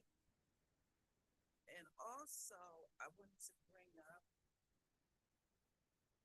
the Coalition for Public Safety Training in Schools. I saw Mr. Taylor the other day, and he said my flyer is not enforced. Nice newsletter. So Yes, it is. But it's a free scholarship program, and we need to communicate to our youth these opportunities for them. So this organization has been out there for a long time, but this part of the county, we don't take advantage. So it's an opportunity that we need to keep promoting. So I would like to see it constantly in the news. Yeah, talk about those details so if people are watching this video or if they're listening, they can hear exactly what it is and how they can take advantage of the free opportunity for high school students. So I'm just gonna read from it. It says free scholarship program to driving school for Prince George's County Public Schools students who are members of the junior or senior class ages 16 to 18. And what this does too, it gives them an opportunity for jobs. So they go through a process, they get certified, and then they can get employment. So we need to just continuously to promote these things. And I think that's it for me. Well, let me check with Councilmember Brownson over there, cause she, is that it? Cause I went to these committee meetings and they were something. But I think we accomplished a lot, and I think we all felt good about it, so. All right. Well, with lots of great updates from council. Council's obviously been very busy, both with events, but also with doing the work of the town. And I think as a collective body, we wanted to really use committees to talk about our challenges, think about solutions, how we can be more fiscally responsible, how we can introduce policy that is more responsive and appropriate for our residents' needs, for your needs in the community. And so I do want to give a huge round of, well, it's not applause, but I just want to say thank you to Councilmember Brownson for being a driving force with getting the date scheduled and then getting everyone motivated to show up for their committees. And then it sounds like people brought great ideas and we're willing to just take the challenges and start tackling them right away. That's what we need as a council. And I think that hopefully residents, you see that those meetings are also open to you to come out and just give your feedback, tell us when we're on the right track. If we're off in left field and we're really off base, you can come there. It's a lot more open than these meetings for you to provide your thoughts and to help shape the policy and the decisions that we make on your behalf. So I think that's just so encouraging to hear and excited about getting those scheduled regularly to help us streamline, to spend money wisely, and to make sure that what we do spend meets the needs and the priorities of the community. I'm not going to belabor that point. Enough has been said about that. I just want to call out that I'm also very grateful to everyone, all the staff members, administration, public works, the police department, and council for the 3 events we had celebrating the harvest season and also Halloween. That was a very, very long day. Everyone came together, including Councilmember Brownson over on the Cupcake Station, Ms. Hawkins helping out with the Harvest Fest, Councilmember Hines really spearheading the Harvest Fest, even at the last minute, Councilmember Kennedy and volunteers really spearheading the haunted house, the police department with the trunk or treat. So I also want to shout out, if anyone's watching, we had a ton of dedicated volunteers that were from Oxon Hill High School and Potomac High School. I got a chance to talk to a lot of them and tell some corny jokes. Hopefully I didn't scare them away and they'll be back. We also had some of those youth passing out the newsletter this month. So we really want to engage youth a lot more, both to have you help with community events, but then also hear what you want to do, how you want to contribute to the work that the council's doing, work in the community, and how we can support you with your own goals, whether they be career, education, artistic, or public safety or otherwise. We have a couple of events coming up this week. We have a Veterans Day ceremony, which I'll be hosting, which is going to be at 11 a.m. at the Veterans Memorial at the park. That's going to be at Seneca and Woodland Drive. That's going to be at 11 a.m. That's open to veterans and other members of the community, even if you didn't serve, you want to come recognize those who did serve in our community. Also, we have, before our next meeting, I'm going to mention this because we won't get another chance to talk about this, even though it's not this week. There'll be a Feeding the Community event on Tuesday, November the 19th, Tuesday, November the 14th, excuse me. And that's going to be from 11 to 2 p.m. That's going to be at Lee Detroit Baptist Church at 5306 Indian Head Highway, right here in Forest Heights, Maryland. That's a partnership with the Forest Heights Police Department, Lee Detroit Baptist Church, and Kingdom Church, which is a church that fellowships and worships right now in Flintstone Elementary and has been very active in the community. So again, Tuesday, November 14th, from 11 to 2, there'll be a Feeding the Community event at Lee Detroit Baptist Church. And I'm going to end it with that.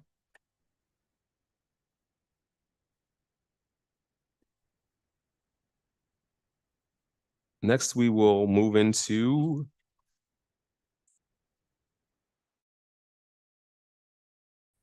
next meeting. Yeah. We will move into our next portion of the agenda tonight. Great updates from council, though. Great updates from council. At this time, we'll move into new business. And under new business, I have one item I've submitted. Councilmember Kennedy brought up the newsletter, which is here and printed. We've done this in-house, but because we've had issues with the newsletter for a rolling period of time, there is a provider called LPI, Liturgical Publications Incorporated, that operates a service that will allow us to design a newsletter. We can use their software to do so. We can then send the newsletter to them. They publish it in about 5 days or so. We'll have the newsletter, all of the stacks that need to be printed professionally and delivered to us for distribution. Now, their service does not have a charge because they calculate the number of newsletters that we request and they look at the business activity in our area. And in exchange for printing the newsletter for free of charge, they will gather ads from local businesses that are community appropriate, meaning they won't be from liquor stores or from products that are only allowed to be used by adults. They will be community-based businesses. They take a few months to collect the names and lists of those businesses, which we can provide if we choose to. And in exchange for being able to advertise, they will print the newsletter for free for the town. There's also a couple of items that they include that would normally have a dollar amount value, some of the software, an online place to store the newsletter each month so folks can have a link to go to and see it, and some other design services which are included in this agreement. So it's provided here for council to look through, ask some questions.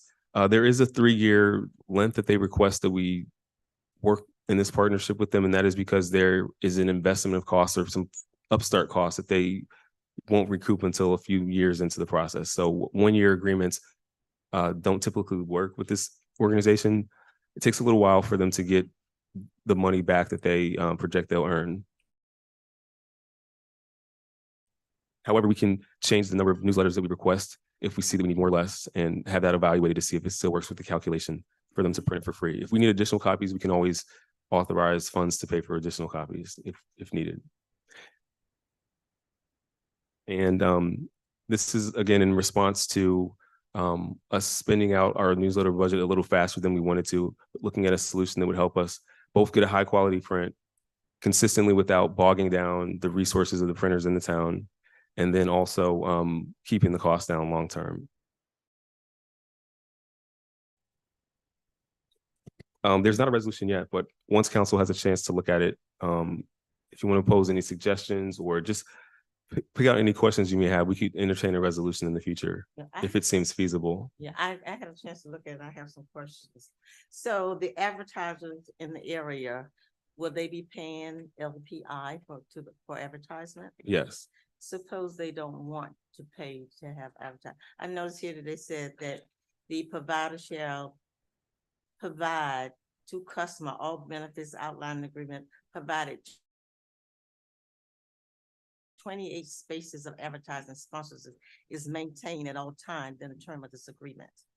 If they don't have 28 spaces of advertisement, what consequences is that for the town? Well, in my meeting with LPI, they said that they go into communities that they know there's significant or enough business activity. And so if they are not able to get the list initially, if it takes longer, that's on them. It's not a responsibility of the town to recoup their loss on that. Well, that's in the service agreement. If they can't find it 28, it's not on us to find it for them, basically.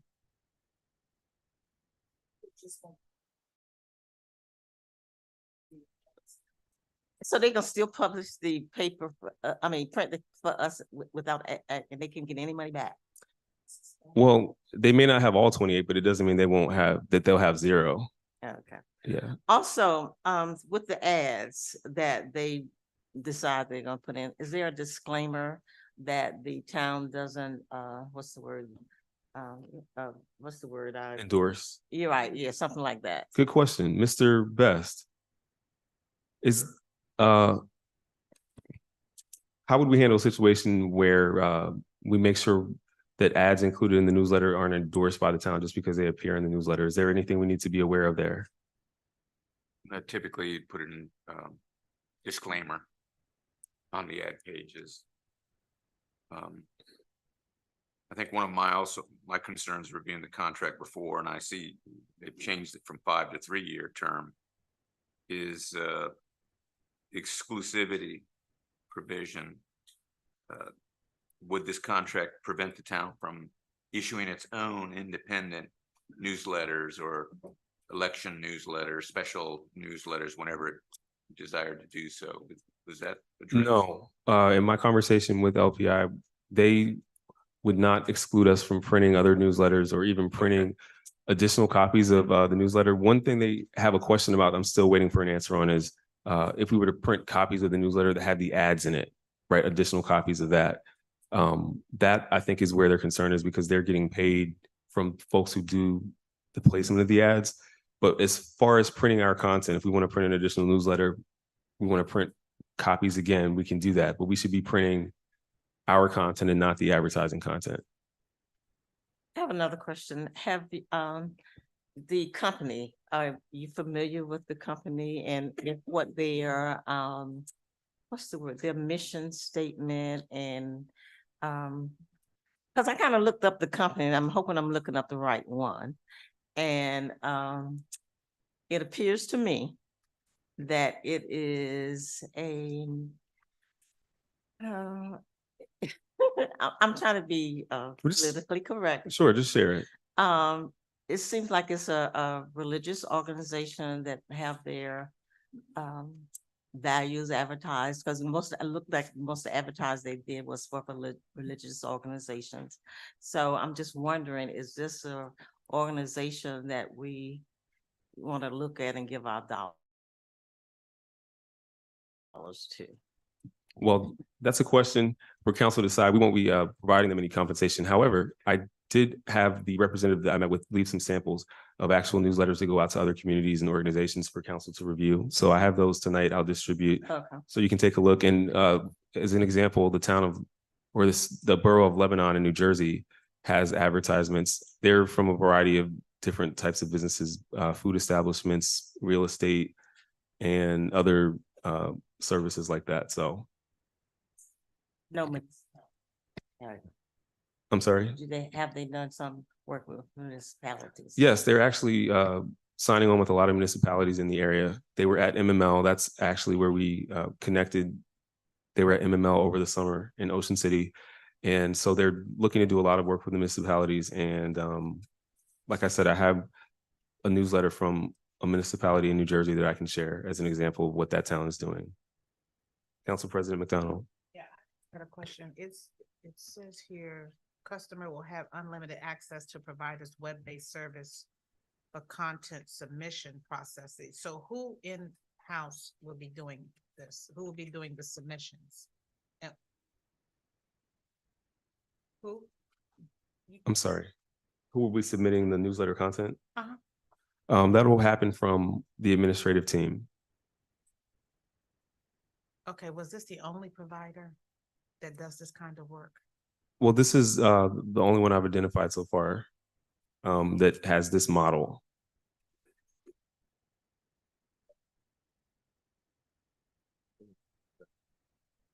And this is, like I said, brought to council to read through and consider and give feedback.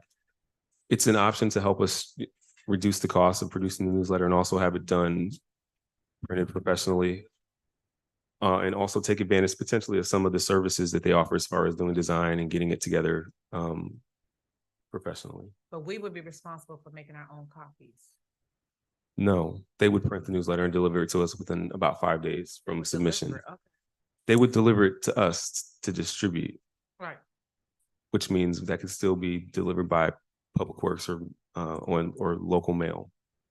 But they'll deliver the copies to us. It's taking out the process of printing, paper, ink, all of that stapling. It'll be delivered, ready to be distributed on our doorstep. It is free.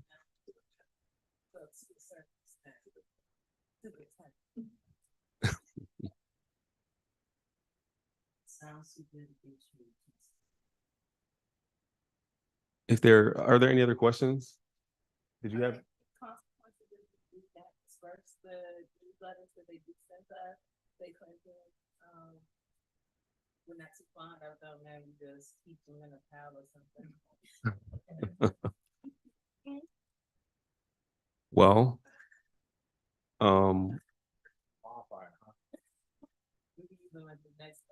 I don't see that. I don't foresee that happening. I don't think we've discarded any that we've had so far. So, yeah. All right. We making more than that. No, we've been making more than that. There's more in the contract. I think they've agreed to do in the range of 1,700, enough for us to have on standby to pass out to folks at events, to distribute in the different pickup, what are those things called? Pickup boxes around town, and to give to neighboring businesses and other people as well. You said, what was that?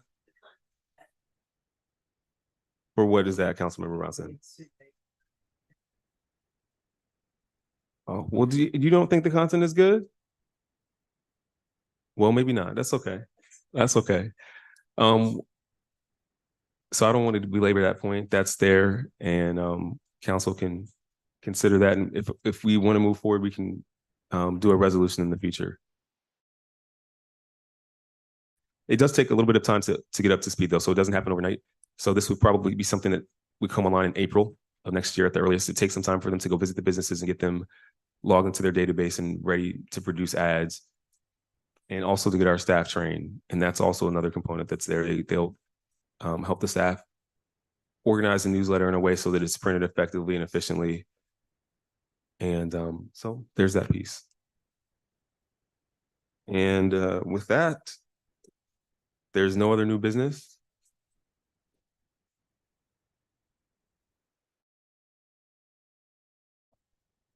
No, we're good. With that, the time is now 9:58 and this meeting is adjourned.